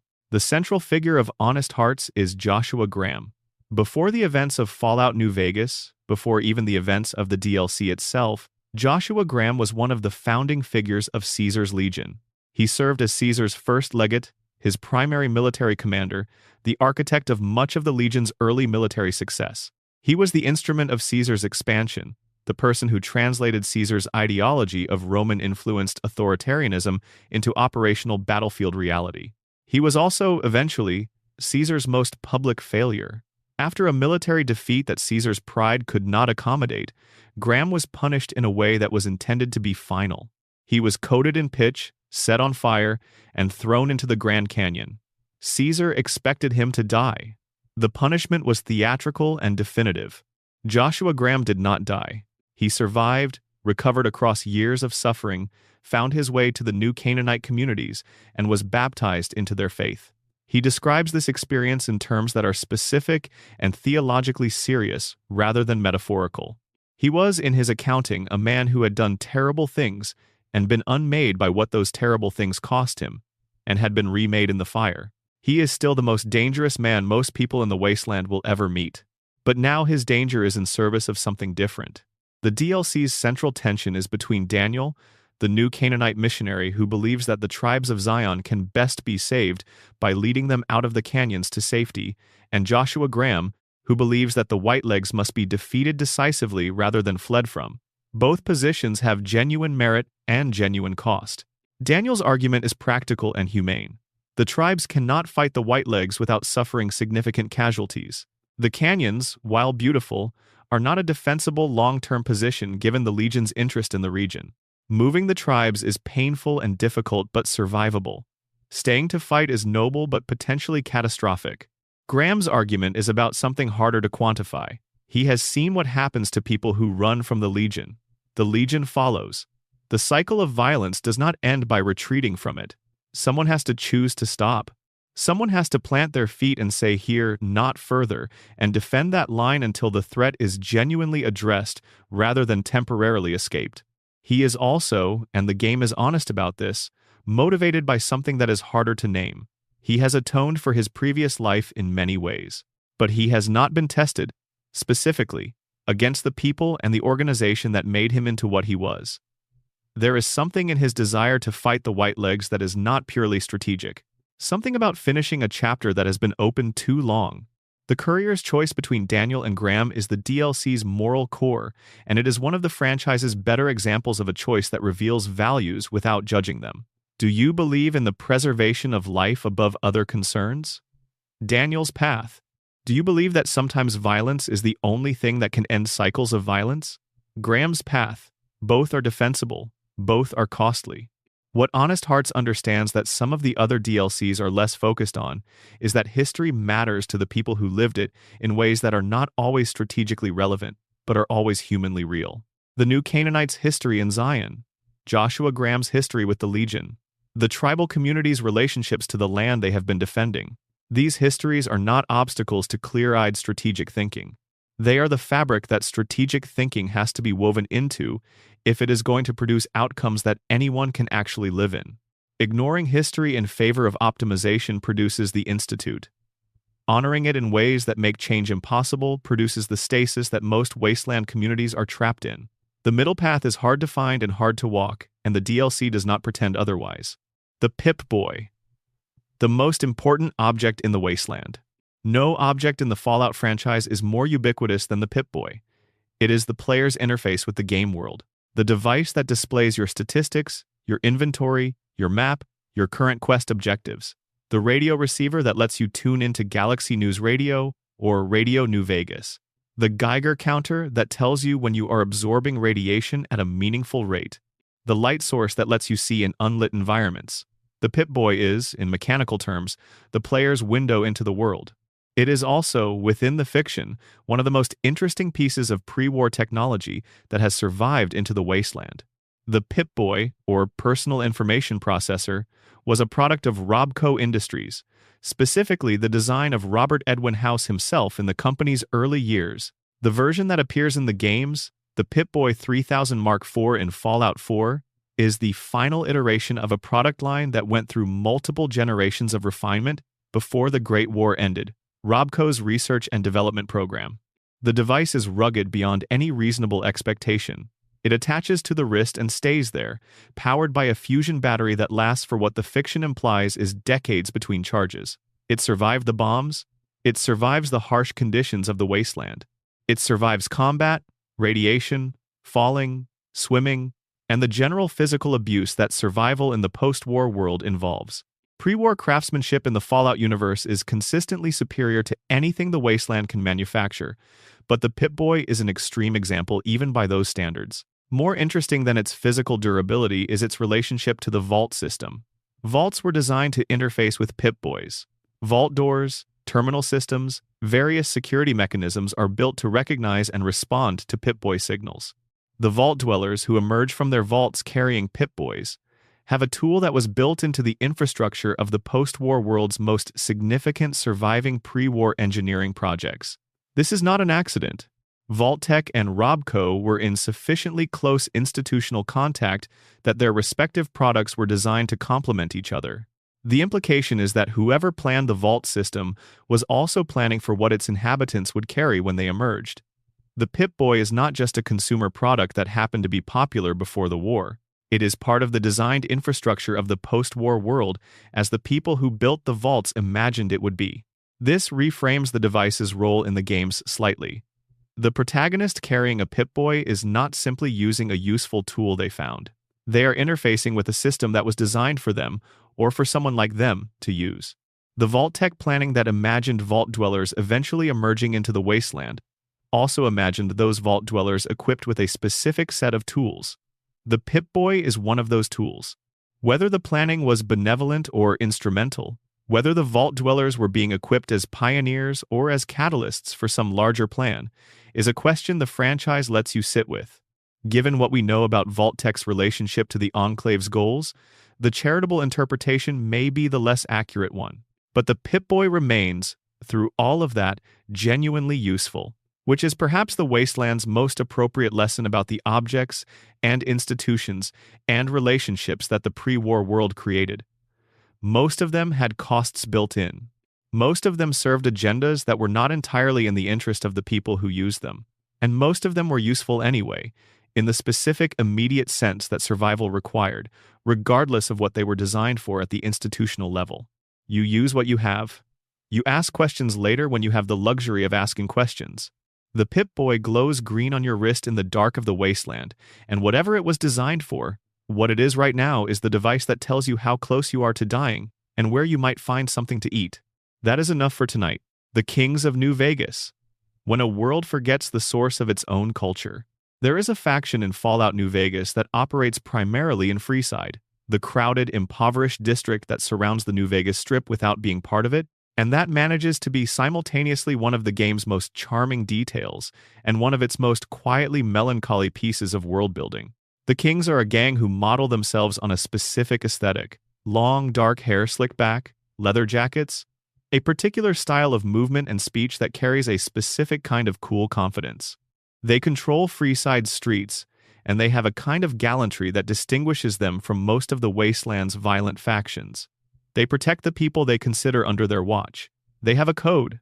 Their code, their entire aesthetic, their name, their headquarters in a building called the King's School of Impersonation, all of it is derived from a single source, a man named Elvis Presley, the king of rock and roll, whose recordings and image survived the Great War in the form of an instructional course designed to teach people how to be Elvis impersonators.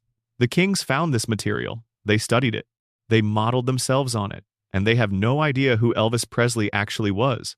The games never mention Elvis by name within the king's dialogue. The kings simply know the aesthetic they have inherited, the specific style of the person they have collectively decided to emulate, without having access to the cultural context that produced it. They know the hair and the walk and the jacket, and the particular musical style that their leader, a man who simply goes by the king, performs. They know it is associated with a specific person from before the war. They do not know that person's name or significance, or the full scope of what they represent. This is post-apocalyptic culture in miniature. Things survive the end of the world in fragments. The context that gave them meaning does not always survive alongside them. What gets preserved is partial, decontextualized, interpreted by people who are doing their best to understand what they have found without access to the full picture. The kings are doing exactly what the wasteland's various communities do with pre-war culture generally. They are finding something that resonates and building an identity around it, without being able to fully verify what it was originally or whether their interpretation is accurate. The melancholy is not in the kings being wrong about Elvis. It is in the distance between what they have found and what was there to find, between the specific cultural moment that Elvis represented in the real world's history and the fragmentary echo of it that survived into the wasteland in the form of an impersonation course. They have something genuine, a real connection to something that mattered, filtered through 200 years of information loss and cultural drift, until what remains is the surface without the depth. This is what happens to everything in the wasteland, eventually. The Brotherhood preserves technology without always understanding the full context of its development. The Institute preserves the idea of scientific advancement without the ethical frameworks that should constrain it. Every community in the post-war world is working with incomplete information about what it inherited and doing its best to build something coherent from what survives. The kings are just doing it with particularly good hair. Old World Blues, when brilliant people trap themselves.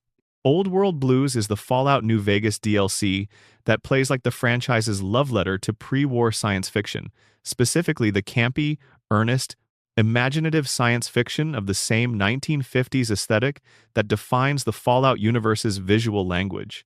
Its setting, the Big MT or Big Empty, is a massive pre-war research installation where a series of automated scientific experiments continued to run after the war because no one was there to turn them off, and where the researchers who ran those experiments persist as disembodied brains in jars who have been living in their own creation for so long that they have largely lost track of what reality outside it looks like. The think tank, as the group of brain-in-jar scientists calls itself, is a collection of the most brilliant people that pre-war America's scientific establishment produced. Their cognitive capabilities are, by any standard, extraordinary. Their practical wisdom is approximately zero. They have been in the Big MT for so long, sustained by their own technology, insulated from the consequences of the experiments they continue to run, that they have become genuinely childlike in ways that are by turns funny and disturbing. They have forgotten things. Not just factual information, though that too, but more fundamental things. What human bodies feel like from the inside. What it means to want something that cannot be provided by their current environment. The difference between a research subject and a person, which requires the kind of sustained emotional engagement that they have been systematically deprived of by 2 centuries of isolation. The courier, who arrives in the Big MT after being teleported there by one of the think tank's automated systems, has to navigate this environment while literally missing their brain, spine, and heart, which the think tank has removed for study. The comedy of this situation, playing a protagonist who is technically missing 3 of the most vital components of biological function, while still fully operational because of the wasteland's characteristic resilience, is characteristic of Old World Blues' approach. But underneath the comedy is something serious. The think tank represents the endpoint of a specific kind of intellectual development uncoupled from human consequence. They are brilliant. They are capable. They are genuinely creative in ways that produced extraordinary things. And they are completely unable to function in any context that requires consideration of other people's well-being, because the feedback loops that would have maintained that capacity have been absent for 2 centuries.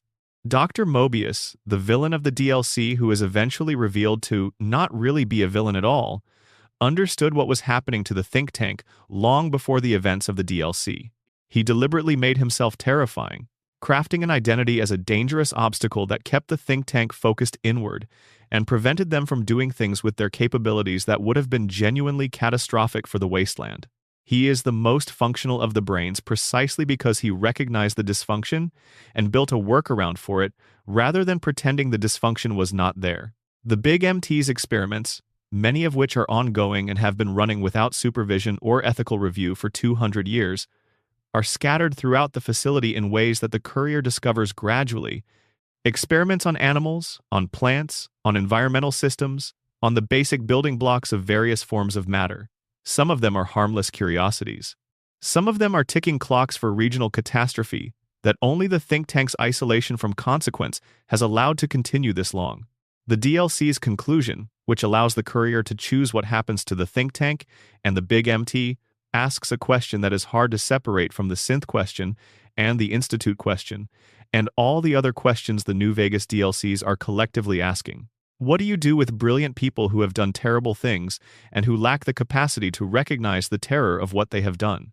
How do you weigh the genuine good that their capabilities might produce against the genuine damage that their absence of ethical development has already caused? Old World Blues does not pretend this is easy. It gives you options. It lets you decide what you value. And it is honest that every option has a cost that someone is going to pay. New California Republic. The cost of trying to build something big. The New California Republic is, on paper, the most hopeful large-scale project in the Fallout universe's post-war world.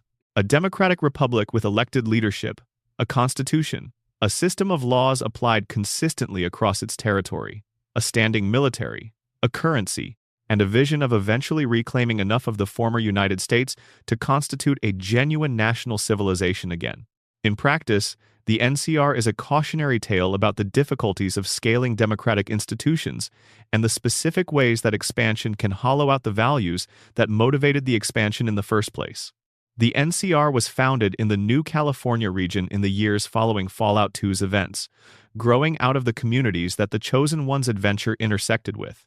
Its founding principles were genuinely sound: the protection of individual rights, democratic governance, the rule of law, the peaceful coexistence of different communities under a shared legal framework. These are the kinds of values that produce civilization when they are maintained. The problem is the scale. The NCR in 2281, the setting of New Vegas, has expanded to cover an enormous territory across the former American Southwest. That expansion required military force to secure and diplomatic effort to manage and bureaucratic infrastructure to administer. The military force produced veterans who are now stationed thousands of miles from their homes, fighting for territory that they have no personal connection to, under the command of officers whose careers depend on successful expansion rather than on the welfare of the people they are supposedly there to serve. The bureaucratic infrastructure required to administer NCR territory has produced the things that bureaucracies reliably produce when they operate at scale without sufficient accountability: corruption, inefficiency, officials who game the system, policies set in Sacramento by people who have never seen the territories those policies govern. The gap between what the NCR says it stands for and what it actually delivers on the ground in the Mojave is visible to everyone who lives in the Mojave and receives very little acknowledgement from the NCR leadership that manages the territory from a distance. The NCR soldiers the courier encounters in New Vegas are not bad people. They are tired people. They are homesick people, stationed far from California in a desert that they did not grow up in and that makes no particular sense to them, fighting for strategic objectives that their commanding officers understand, but that they have not been given sufficient context to make meaningful. Some of them are genuinely idealistic about what the NCR represents. Some of them are counting days until their rotation is up. Most of them are somewhere in between, performing their duties with varying degrees of commitment to the mission's stated purposes. The NCR's relationship to the people it claims to be protecting is complicated by this gap between institutional vision and ground-level reality. Settlers in the Mojave who have lived under NCR influence are not uniformly grateful. Some of them are. Some of them experienced NCR expansion as a process of having their autonomy replaced by an external system that brings order, but also taxes and conscription and policies they didn't consent to and officials who are accountable to Sacramento rather than to them. The distinction between being conquered by a democratic republic and being conquered by an authoritarian one is real and meaningful, but it is possible to acknowledge that distinction while also noting that being on the receiving end of democratic expansion has its own specific costs. The NCR is Fallout's most sustained engagement with the question of what scale does to values. Whether a set of genuinely good principles can survive being institutionalized and expanded and administered by humans with human incentives across a territory large enough that no one person can hold the whole picture in mind at once. Whether democratic ideals can be maintained through generations of organizational drift and the specific corruption pressures that political power reliably produces. The franchise's answer is not optimistic, but it is not nihilistic either. The NCR, for all its failures, is producing something. It is maintaining something. The rule of law, however imperfectly applied, is better than no rule of law. The accountability structures, however gamed, create at least some pressure toward responsible behavior that purely authoritarian systems do not. The ordinary people of the NCR, who elect their representatives and argue about policy and hold their officials to account, however inadequately, are doing something that matters. They are just doing it badly enough that it is hard to watch sometimes. The Enclave's oil rig, the most significant location nobody talks about. At the end of Fallout 2, the Chosen One destroys an oil rig. This is stated casually in the game's ending slides as an accomplished fact, the culmination of the game's main quest, and it is easy to move past without fully grasping what it means within the lore. The Enclave's primary base of operations in Fallout 2 is a functional, inhabited oil rig off the coast of California. It is the installation where the senior remnants of the United States government have been living since the Great War, maintaining their pre-war lifestyle, sustaining their pre-war genetics, planning their eventual return to the surface. It is a functioning piece of pre-war infrastructure that has been operating continuously for approximately 70 years by the time the events of Fallout 2 take place. The Chosen One destroys it. With the Enclave's own nuclear weapons, after infiltrating the facility and turning their defensive systems against them. The consequences of this event ripple through the subsequent games in ways that the franchise has been careful to track. The Enclave does not simply disappear. They had subsidiary installations and outposts across the continental United States, including the base at Raven Rock in the capital Wasteland that serves as their primary East Coast installation during the events of Fallout 3. The remnants who survived the oil rig's destruction scattered and rebuilt, adapted to being a smaller and less centralized force than the pre-war continuity of government structure had intended.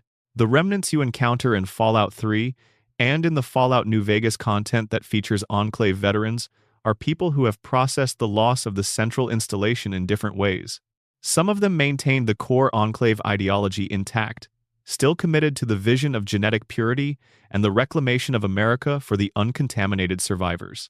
Some of them developed more nuanced positions, retaining pride in their origin and their training while recognizing that the Enclave's specific plan was defeated and that some adaptation was required.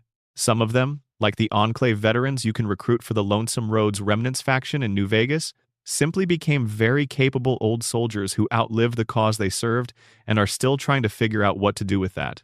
The oil rig itself represents something significant in the lore that is easy to overlook because it is gone before most players encounter the franchise. It was the most functional pre-war installation in the post-war world. A genuine piece of pre-war civilization operating at pre-war standards, sustained by pre-war technology and pre-war social organization, a pocket of the world that never really ended.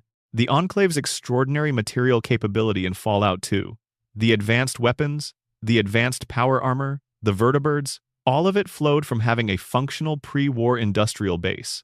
The Chosen One destroying it was not just winning a fight against a villain faction, it was making a choice about what the post-war world was going to be. The Enclave's vision of the future required the oil rig.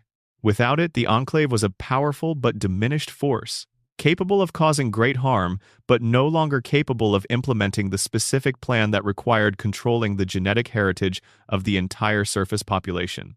That choice, made at the end of Fallout 2 by the Chosen One, shaped the conditions under which every subsequent game takes place. The NCR was able to grow without facing the Enclave at full strength. The Brotherhood could operate without the existential pressure of a fully resourced government opponent. New Vegas could develop its particular political situation without an active Enclave plan for the region. The consequences of the Chosen One's adventure are still playing out across the franchise's timeline. The oil rig is at the center of those consequences, and it is sitting at the bottom of the Pacific Ocean, now, a ruin that nobody can visit, preserving in its destruction the specific shape of the future that its destruction made possible.